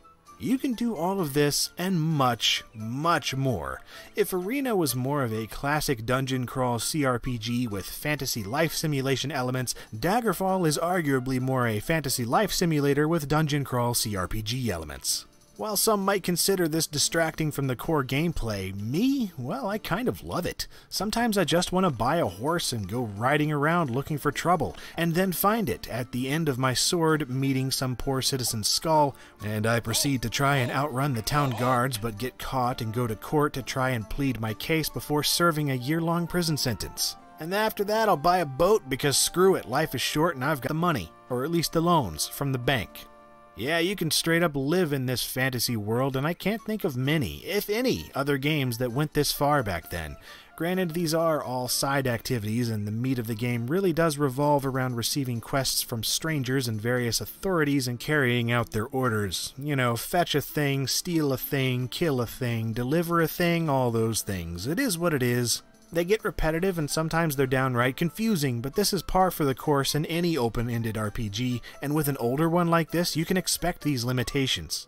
And you've got plenty of incentive, which is to gain more experience and resources so you can get better armor, craft and learn more spells, meet more people, get more quests, and generally become a social outcast as your friends forget you exist because you've taken up residence in front of your computer.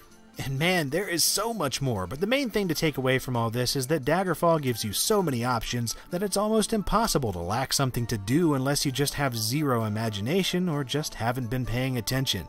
Yeah, it's often clunky, unforgiving, glitchy, and sometimes broken beyond repair, but it's still worth checking out, not only to see how deep the series' roots go, but to just get lost in an old-school virtual world that's genuinely interesting to explore and live a life in. And you can play it for free too, since Bethesda released it as freeware years ago on their website. Not only that, but fan-made patches and programs like Daggerfall Setup have fixed the worst of the problems with the game and made it simple to install and play on modern systems. And if you want a physical copy but don't want to shell out however much Daggerfall is going for now, you can always grab the Elder Scrolls Anthology, which may not include all the original goodness this came with, but it's still something to have and put on your shelf and look cool. Truthfully, you just don't have much of an excuse not to at least try Daggerfall anymore, so if you haven't, then go ahead and do it now, before I break into your house while the guards aren't looking and flail at you with an enchanted battle axe.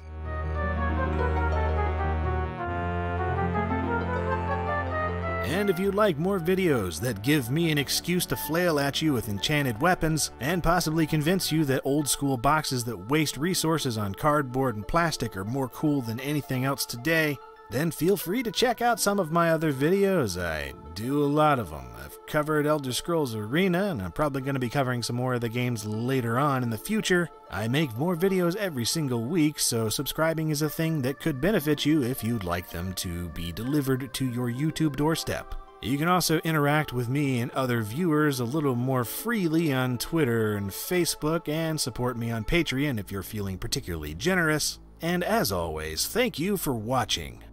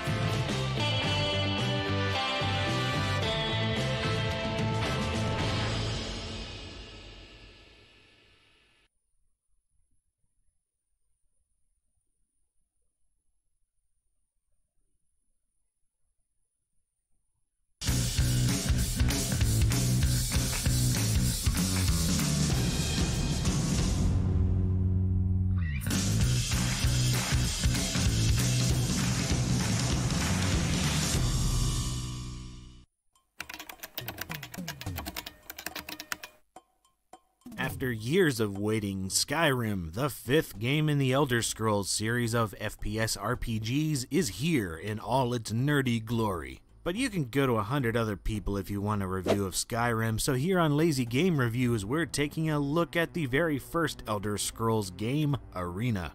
Released in 1994 by Bethesda Softworks, Arena was a bit of a shaky start for the now revered Elder Scrolls series.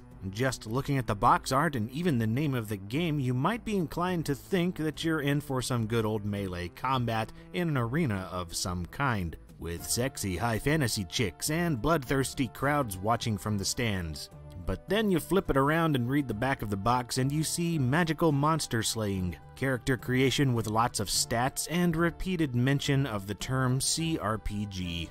Yes, this is purely a computer role-playing game, so you're better off just forgetting the Arena name because it's just deceiving. But why the odd name for a pretty traditional CRPG experience? Well, there's a good reason for this, and it starts back in 1992. Bethesda Softworks was a small company mostly making sports and movie licensed games like Wayne Gretzky Hockey and The Terminator. But in 1992, Origin Systems released Ultima Underworld, a 3D first-person role-playing game that was a huge technological leap from older CRPGs like Dungeon Master and Wizardry. The guys at Bethesda were already fans of Dungeons & Dragons and the Ultima series, and then came along Legends of Valor, which further inspired them to develop their own fantasy action game. They had the idea for a first-person action game where the player and a team of fighters would travel a fantasy world, competing in arena battles and gaining new skills along the way, eventually being proclaimed the ultimate victor in the Imperial City. Eventually, they decided to add side quests to vary the gameplay a bit, and it wasn't long before they realized that the side quests were more fun than gladiatorial combat. More stats were added, more fantasy elements were added, and pretty soon the arenas were replaced with the large open world for a player to explore, instead of just hopping from battle to battle. Eventually, they just said, screw it, we're nerds, let's make a full-blown RPG with awesome nerdy RPG stuff. But there was a problem. The marketing material and artwork for the arena combat ideas were already being printed up, and they were rushing to make a Christmas 1993 release. So some weird backstory was quickly created that explained that this world, called Tamriel, was such a ruthless place that its citizens often referred to it as the Arena, and the surtitle The Elder Scrolls was added to make it sound more like a role-playing game and to provide further fantasy plot devices. However, they still missed the Christmas release and didn't get the game out until March of 1994 when nobody cared, and those that might have cared were thrown off by the Arena name. It only sold about 3,000 copies. But as time went on, more copies kept selling, and due to word of mouth, the game became a cult classic, eventually leading Bethesda to come out with even more Elder Scrolls games. The first was an enhanced version of Arena, the CD-ROM re-release, which added some speech and computer-animated video sequences. Then came the deluxe version of Arena, containing the latest CD-ROM version, a mousepad with a map of Tamriel on it, and the Codex Scientia hint book. I have here the original floppy disk released from 1994, which is actually dated 1993 all over the place. Take off the sleeve and you have a nice box with entirely too many Bethesda Softworks logos printed on it, and inside of this you have the guts. The guts include the game, which comes on 8 high-density 3.5-inch floppy disks, an installation guide, an ad for the Codex Scientia hint book, and the manual itself. The manual has a nice RPG texture to it, and if you've had many RPGs, then you know exactly what I'm talking about. It feels good. Sadly, the quality inside is kind of bland, with only sepia-toned images instead of full color. But that's just nitpicking. The information within is solid, and it is absolutely required to play the game for more reasons than one. Once you start the game up, you'll be greeted with some percussive music and pixels. On the floppy version, the game pretty much just starts up without any fanfare, but the CD-ROM version also gives you a short and somewhat needless intro. In both versions, a scroll will unravel before you, and you're given some vague details about something fantastical or something. Next, the menu pops up, and it's incredibly basic, with no options to speak of, only the choice of starting a new game or loading a saved one. Starting a new game will provide you with yet another bit of backstory, this time detailing the main plot. Emperor Urethra Septim IV is just chillin' and is summoned by Imperial Battle Mage Jägermeister Tharn, sporting his best Nazgul attire. But holy balls, Jägermeister is actually a douchebag and crap happens. Emperor Uterus Rectum is sent off to a galaxy far, far away, and Ring Wraith Mick Jagger himself takes the throne. Then some chick with lovely assets is zapped by Darth Sidious, and hair metal makes a comeback in the land of Tamriel, complete with horny demons and skinny naked dudes surrounded in fog. You're then told to select your class, which is accomplished by either generating one or taking a Myers-Briggs personality test for role-playing nerds, or by selecting one outright without knowing anything about it at all. You'll probably want to read the manual if you want to be anything other than completely surprised at what you pick, and thankfully it sorta kinda explains what you need to know. But you're just going to have to play the game first to know what you really want, so just pick something and see how fast you die. You can also pick your name, and anything goes, so be sure to make it count. Next, choose your reproductive organs, and then choose the province your character will call home.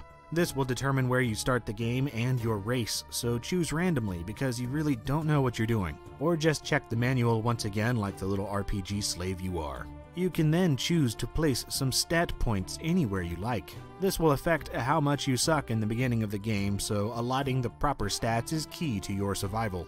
In other words, you're screwed. Finally, you get to customize your schizophrenic chimpanzee on meth and hope your enemy dies before you do. What makes this more annoying is the fact that it sucks. And what makes it even more annoying is the fact that not only do you use the mouse to attack, you also can use it to move around. If your cursor gets anywhere near the edge of the screen, an arrow will appear showing which direction it will move you. I guess this was to appeal to the old CRPG playstyle of games like Dungeon Master, but in Arena it makes no sense. It's incredibly clunky to move like this, and instead it only gets in the way anytime you try to click on something on screen. Since you can't turn this off, you'll be getting aggravated at this constantly, and it's just dumb. Another thing that provides an unfortunate amount of stupid is the user aid up. You have to press Shift plus J to jump forward, which is used not only for jumping chasms, but hopping directly on top of short walls. I shouldn't have to tell you why this is annoying, but this is why it's annoying. The enemies are just too freaking fast for you to react to them. So forget jumping on top of a wall balls jammed up its butt. You'll find yourself inching along through each dungeon just so you don't get raped by a pack of goblins and spiders. The sound effects don't help either. They're extremely simple. You don't always know what is making the sound or where it is. Not only that, but only one sound plays at once, so if you happen to be doing something that's making another sound, it will cover up the sound of an enemy nearby, so often you'll just be attacked in silence. But really, once you look past all that, the game is incredibly frustrating. For one thing, these dungeons are the textbook definition of complex. What moron Tamriel architect designed these things? The layout makes no sense half the time. Almost all the walls look the same, so you get turned around super easily. And then there's these waterways underneath floating walls all over the place, which function only to get you killed by enemies standing above you. So you're going to have to be using your compass and map all the time to try to navigate, which I would have less of a problem with if it weren't so clunky. For one thing, these transitions bother the nuts off me. Every little thing fades in and out with some kind of delayed effect, and after the billionth time you see this, you just feel like the game is trolling you. Then, the map itself is nearly useless, since it only shows a small area around you, and I never saw a way to actually scroll around. You're going to have to physically walk to an area if you want to see it again. Sure, you can use it to take notes and stuff, but that's only useful if your notes aren't on the part of the map you can't see. Once you've stumbled around this stuff, you'll eventually level up and you'll be able to apply the points you've earned to new stats. This is the entire appeal of the game, really, to do stuff until something happens, so you get more points to do more stuff. Also, the loot. The loot in the game is mostly random, so every time you enter a dungeon or even reload a game, the loot will be different than the last time you played. So there's always a chance you'll end up with some awesome katana or warhammer, but chances are you'll have about 14,000 weak daggers and bucklers instead. Once you finally freaking holy crap what the balls exit the first dungeon, you'll be greeted with the copy protection. Yeah, just now do you get the copy protection. It involves looking up some crap in the manual, so if you don't have the manual, oh man, that sucks. Once you put in the right stuff, you can continue onward to whatever city you ended up in and start exploring the game at your leisure. At first, it's pretty fun exploring these towns, since there are a ton of people that bother you, a ton of shops to buy and sell your loot, and a ton of places to get drunk.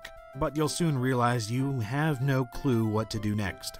Like most RPGs, the gameplay consists of the main quest and side quests, and how you find these is kind of vague. Side quests are usually found by talking to random townsfolk and asking if there's any work around. You'll go somewhere like a bar, and a text box will ask you to do something like deliver a piece of paper to a text box on the other side of town. Do this and you'll have wasted your time for what is often a paltry amount of gold. Hooray! And then you have the main quest, which is progressed by doing something. Yeah, I don't know. The first time around, you just have to kind of figure crap out yourself. You're told to find some dubious place, but not where to look or even how to go about looking, so I had to consult a wiki to figure out I needed to talk to a million random NPCs before one of them randomly told me I was in the wrong province. How helpful. Eventually you'll find a place, which eventually leads to a person, which eventually leads to another place, which eventually leads to you wanting to pull your hair out with a ball of barbed wire because you forgot to save the game and it crashes to DOS. Right, so here's the thing. When Arena works, it can be fun once you get used to the clunky UI and the overpowering African swallow speed enemies. But then the game either locks up or crashes, sometimes taking your save game along with it, and it's just one more crappy thing to deal with. It really sucks because this game has so much potential. There's so much to see and experience here. It's unreal for a game of this age. You have the entire continent of Tamriel to explore, and each city and main dungeon is handcrafted to be awesome. And outside of that is an endless procedurally generated world to explore, filled with tons of convoluted dungeons and annoying enemies trying to kill you. And holy crap, I haven't even talked about the spell making. The possibility for custom magic items in this game is insane, with something like 2,500 unique magical items which can all be combined into custom magic items and spells. And yes, you can name these anything you want, like my Fart of Fury here. If you understand this reference to a classic arcade fighting game, then congratulations, you win +5 internets. So the point I want to end on is that the Elder Scrolls Arena is really impressive, but it's just too darned big and too darned clunky and unfriendly for me to enjoy it. I played almost 6 hours and finally got my first friggin' piece of the Staff of Chaos. But then the game crashed for the 9 quadrillionth time and I decided I was done. Seriously, done.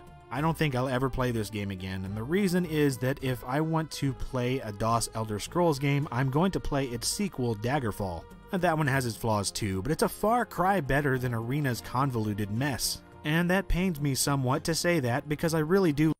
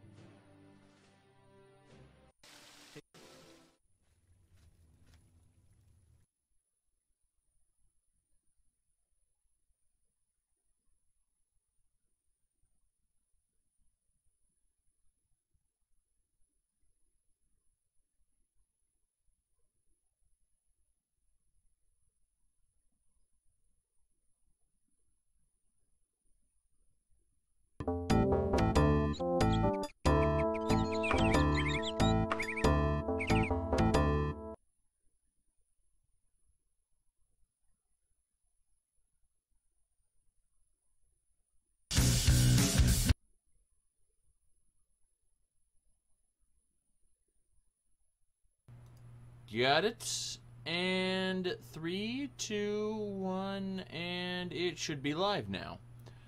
Hey everybody. We'll see how things turn out in just a moment. Well, should be live right now. Don't know why it hasn't updated yet. There we go. Now it's live. How y'all doing? This is Eric Zahakran, And we gotta grab a drink before we actually get started. Let's see here. How y'all doing, by the way?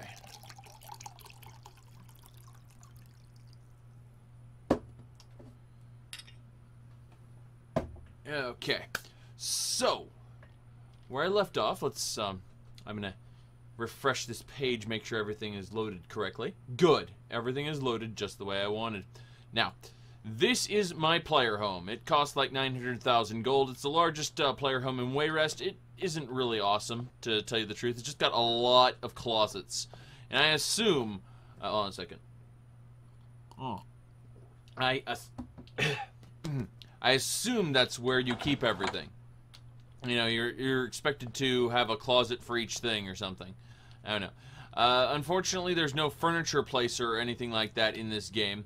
However, I can rest here whenever I want, and wherever I drop an item, say I stand on this table and I drop an item here. In fact, let's do that right now. This holy candle, why not? Holy candle is just a loot item. It won't actually appear as a candle on the ground, but you can see that that loot item is now on the table, and now I can access that whenever I want. It's like a treasure chest. It's a container. So I can add or subtract items from that. You know, and, in theory, I could have like 3 on the table, you know, and something on top of the fireplace here. Anywhere I can jump or levitate, I can drop something. So, like, I could have stuff sitting on this little stool.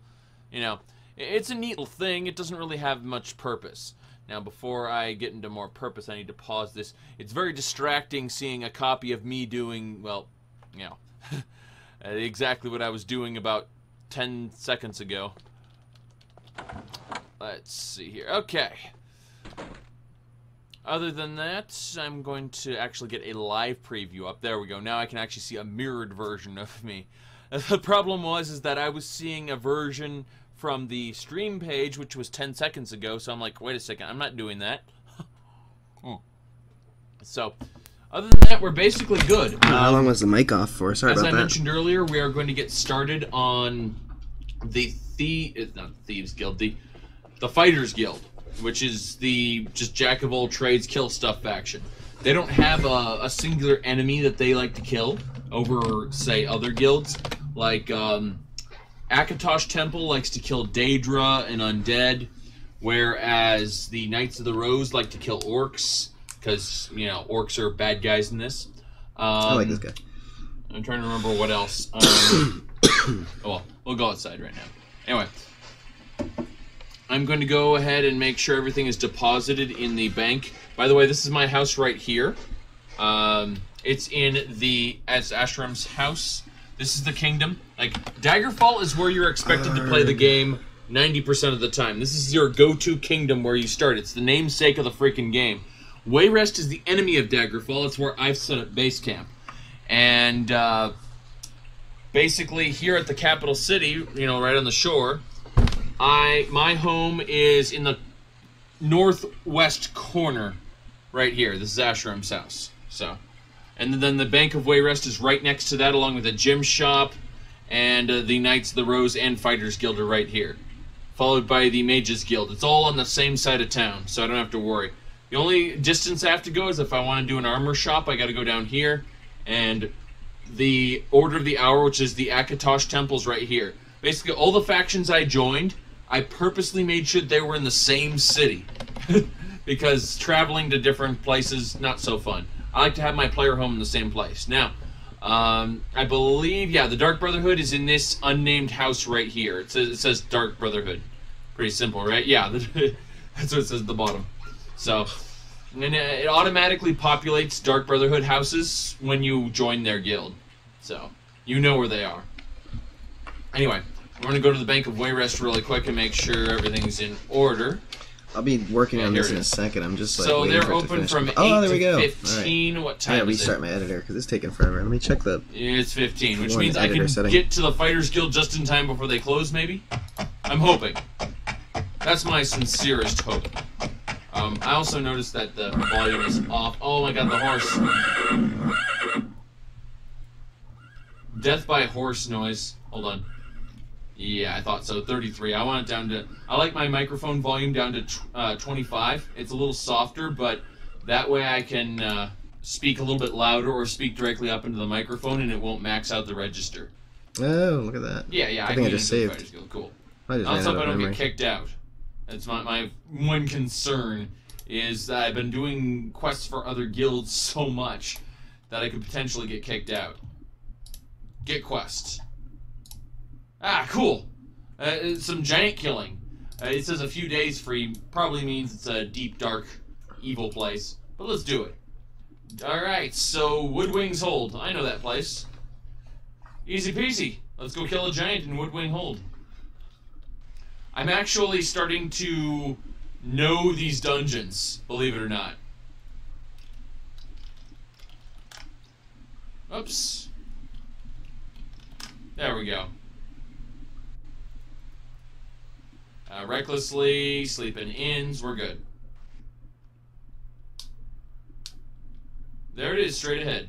But first I gotta pause it for just a second, flip over, and yes. As I said, death by horse noises. I wasn't joking when I said that. The birds also kill you. Trot, trot, trot, trot, trot, trot, trot, trot. No.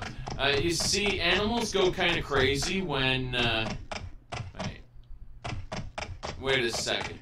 Is that the dungeon? This rock here? No. Damn it! I swear, I've had the worst luck with dungeons lately. It's supposed to put you right in front of the dungeon so you can just walk right in. And instead, leaves me to wander around this damnable wilderness. By the way, the wilderness is generated differently every time you start a brand new game. So when I create a character, these hills may be valleys, those valleys may be hills, there may be lakes in different places, trees. But whenever I go back to this spot on this character, it will always be the same. So it's interesting. It's basically generated on character creation. Now, we're gonna go back to Woodwing again. Shut up, horse. I'm gonna kill you. You wanna die? Green, white. That's it. No errors or warnings. Let's see. I am so sad. So you have no idea. Alright, we're just gonna type wood again. Wait. Woodsmith is a place? Damn it. Woodwing. We're gonna try this one more time. Alright, so it should be. I just want to test that real quick. Keep an eye out on both sides. I can test it after fixing this. There it is. That is a stupid dungeon. Jeez! That horse wanted me so dead. Now, we've got a new weapon in our arsenal, which oddly enough, there we go, Daedric Flail. So, the weapon we were using, 7 to 16. This one, 14 to 26, obviously. Either way, it doesn't matter what it is. If it's a Lich or anything short of a Daedra Lord, I can kill it super easy with this. Daedra Lords, still to be feared. Mainly because they can kill you before you can do anything. Sometimes. In case these need to be on in order for that stuff as I raise my intelligence and willpower, that won't be an issue anymore. Setting an anchor at the dungeon entrance, always do that. There are enemies nearby, so I can't get my magic back, but hey, save it under dungeon. Bring up the volume. And let's talking about, I was starting a new game in Arena or Daggerfall, and this reviewer was saying, like, okay, we're up to our starting stats. This will determine how much you suck at what. Good. What you will suck the most at.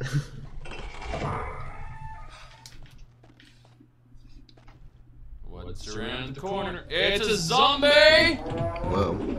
That's right. I haven't seen such a killing star in Daggerfall. This guy's high level. This is cool. Those are some loud, horrible DOS noises. I know that's what they're supposed to be, but they just sound awful.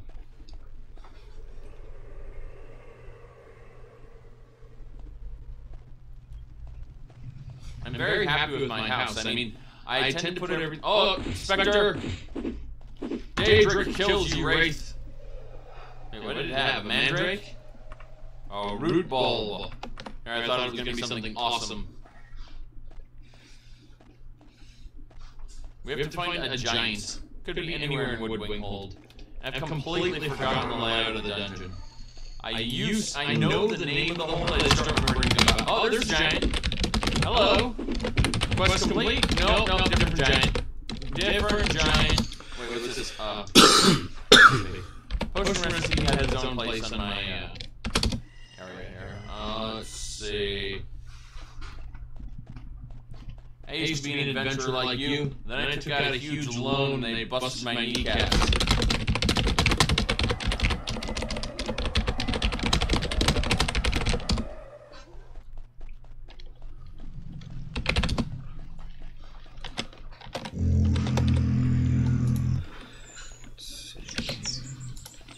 Yeah, Wraith.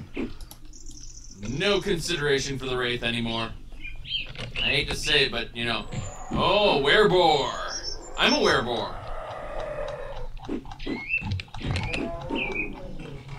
Zombie?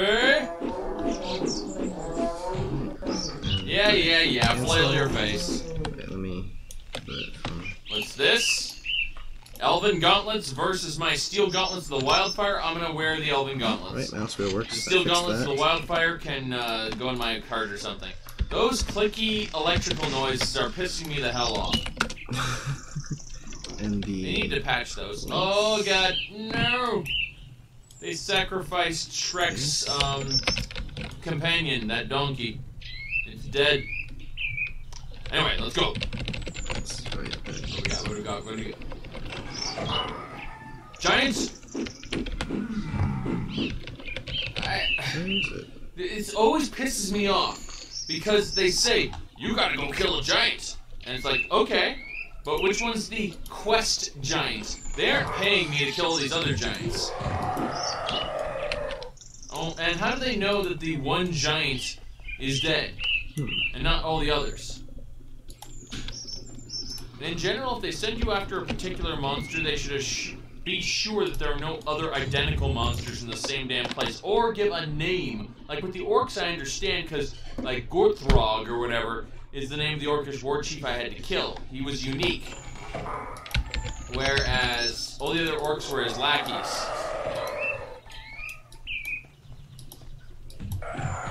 Yeah. I hit you. So the place itself isn't colliding with... I'm beginning to doubt my ability to complete this quest just due to how many things there have been going on. Nothing going on here. Crap.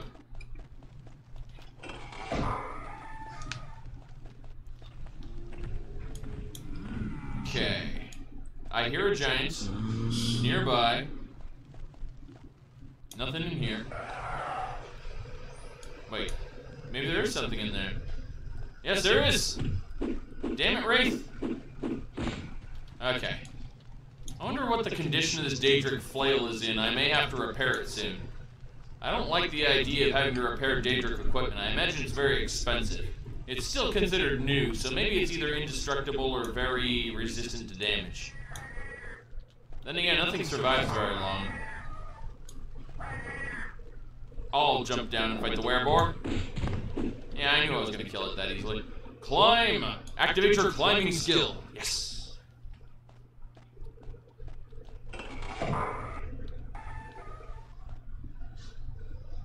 Nothing? Can I loot the sack? How about I click on it? Yes! Clicking on it worked. Is this pure water? No, it's oil. I don't want that shirt. Well, thank you much. Which video are you talking about? You're talking about the Champion of Cold Harbor? I'm planning on either Sunday or Monday putting up the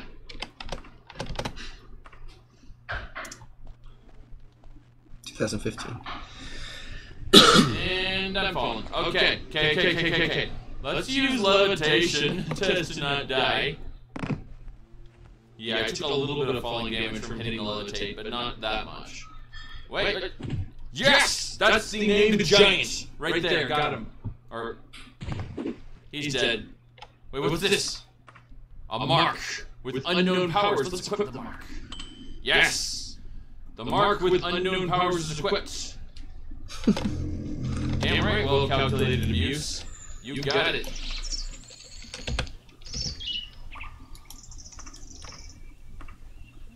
Okay. And treasure for me? The line trace, yeah. Is it a treasure for me? Yes, good.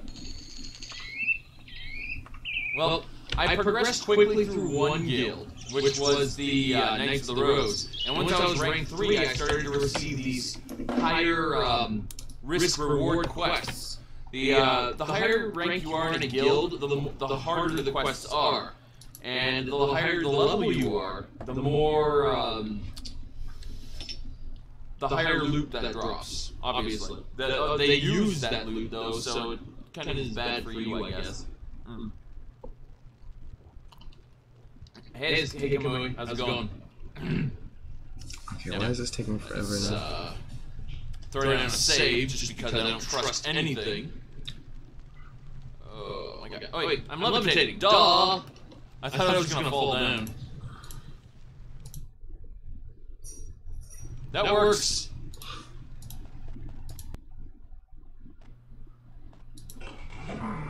Wait. Hello, Mr. Giant. I've already killed my target giant, but might as well kill some more. Loot until I can't loot anymore. No, not those shields. Those shields are crap. Wow, it's taking forever to compile again. Might have to restart my computer or something?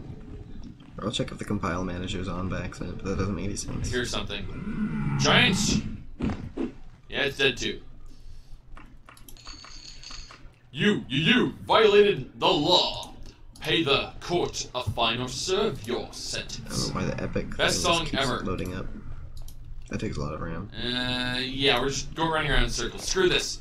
Teleporto back to the entrance and exit.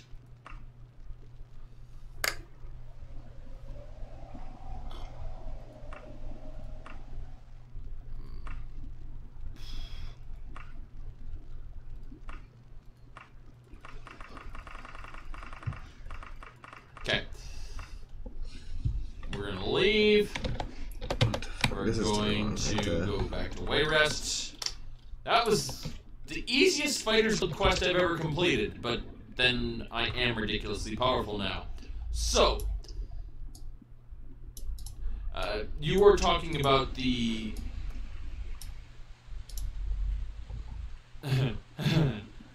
yeah, in terms of liking Daggerfall, oh god, it's a werewolf hunter. You're dead. It usually only happens when the map's open. So much loot, so little time. Actually, access this. Go to the wagon. The wagon. Move all the crappy gear. Pretty sure something's overburdening me. It's probably money. I probably have way too much money. Yeah, I didn't actually deposit my stuff at the bank. That explains it. Which is why I can't carry very much. Alright.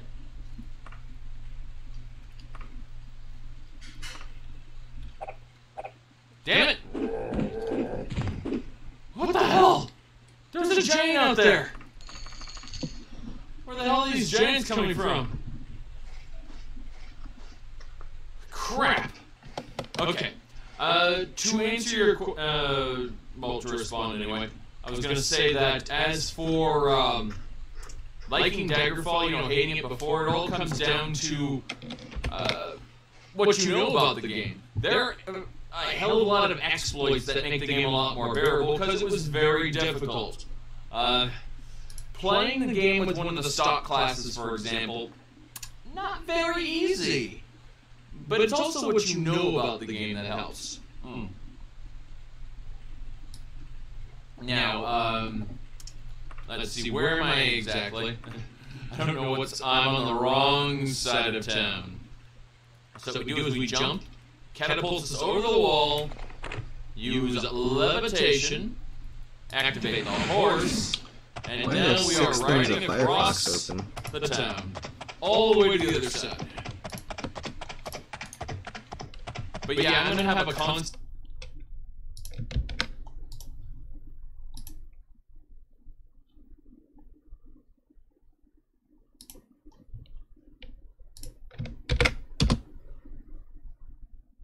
wrong side of town. So what we do is we jump, catapult us over the wall, use levitation, activate the horse, and now we are riding across the town, all the way to the other side. But yeah, I'm gonna have a constant stream of werewolf hunters coming after me.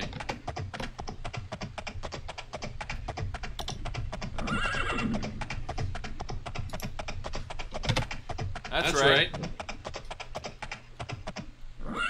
Did I just pass over the town? No, there's the palace, okay. I was worried there for a minute. I thought I had left the town and was going into the wilderness again.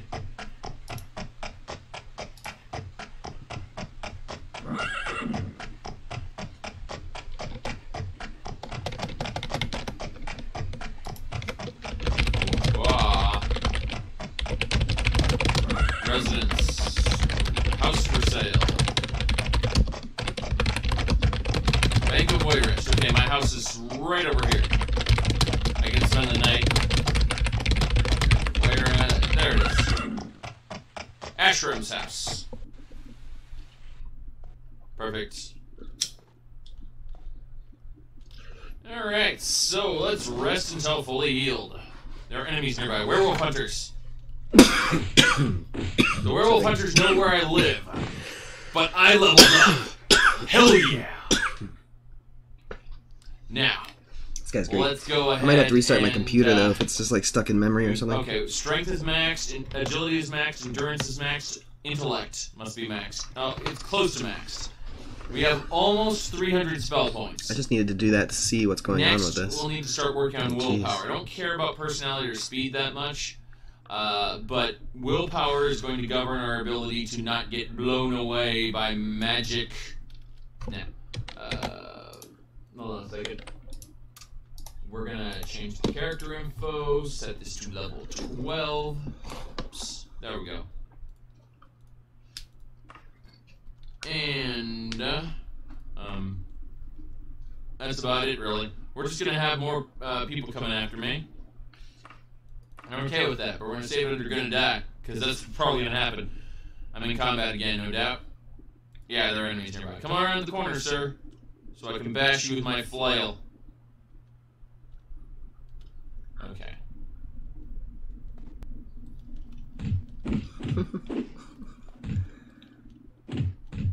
Aha! Next! Actually, what time is it? It's 1 in the morning. This is not good.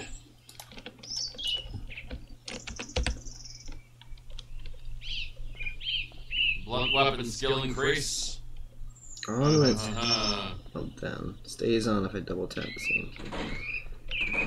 Okay, we're just gonna rest for the rest of the night then. 4 hours. Expecting more enemies to attack me, but hey. Time is it? 7 o'clock. We can go.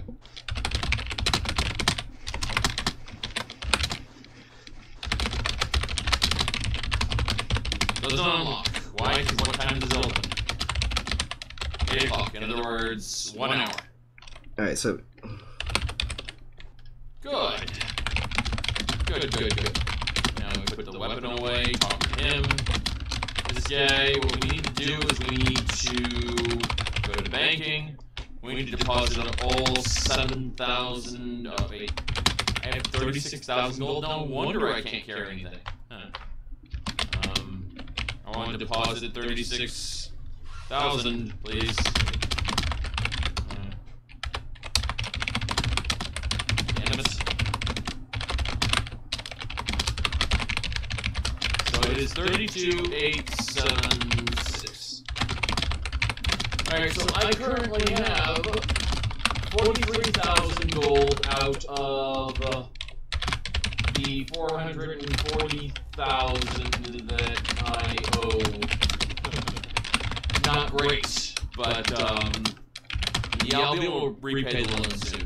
There's no need to, pay them both early. As long as the whole thing gets paid off before the start of the next year, as 1 year from the day that I took out the loan, I'll stop. Now speaking of being fine, let's get on my horse. I don't want to use any more stamina. Shut up, horse. Okay. Corpses are still here. Excellent. We're gonna make some good money off of these corpses. Look at the loot. They each wear several sets of armor. I don't know how, but they do. They have on them more than I can carry. I want this. Whoa.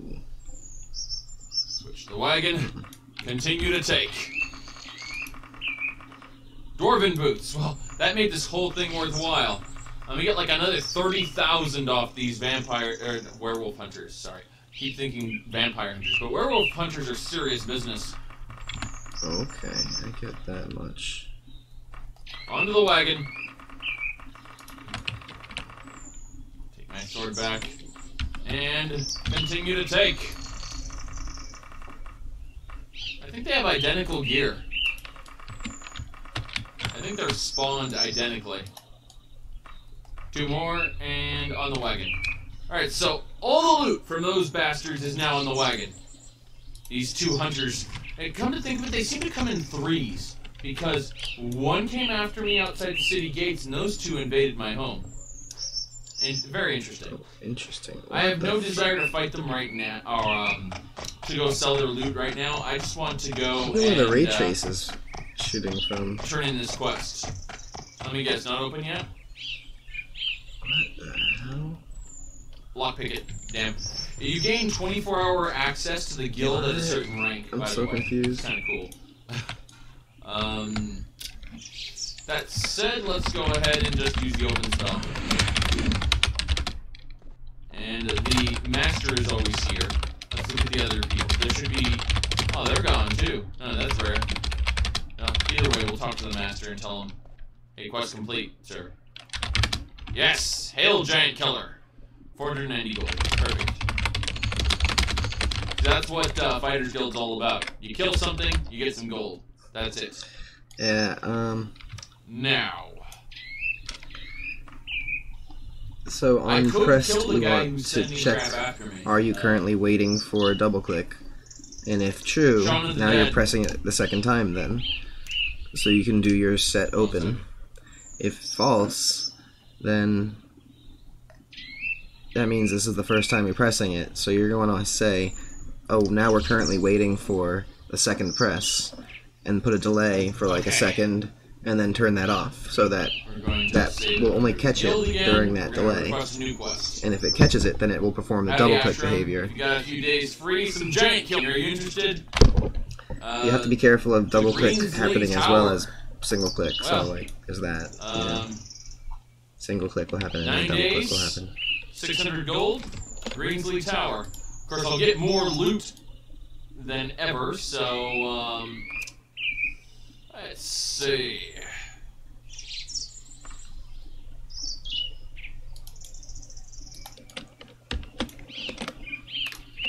Green. Come on, come on, come on. I think I know what's happening, but this is like all wigging out. That button. Go here. Greens. Greensley Tower? Greensley Manor. So apparently they have a manor and a tower. Why does this even have a landscape gizmo? That's so weird. Okay, I'm misspelling it. So, what we're going to do is we are going to go back to our quest log. And I'll do it right this time. Okay, we're going to write this up in the top where it's important. Kill giants in Stuff like that question is like, I like to consider like the real programming of Unreal Engine, where all of a sudden you're like, oh, how do I, like, I did a mouse clicking a sub menu thing, like, you know, right clicking a context menu. You have to program so much just to make that happen. It's crazy. You set it on to start right before the delay, you do the delay, and then you set it off at the end of the delay, so it's on for a short while. There it is. So that when you're pressing the button, if it's on, that means this is the second time you're pressing the button. Normally you press the button and it's off, but now you're setting it on for a second, so that if you double click, it's saying, oh, it's currently on. But if you click and then wait 2 seconds and click again, it won't be on. Those things disturb me. Set an anchor, save the game, Doom gun, here we go.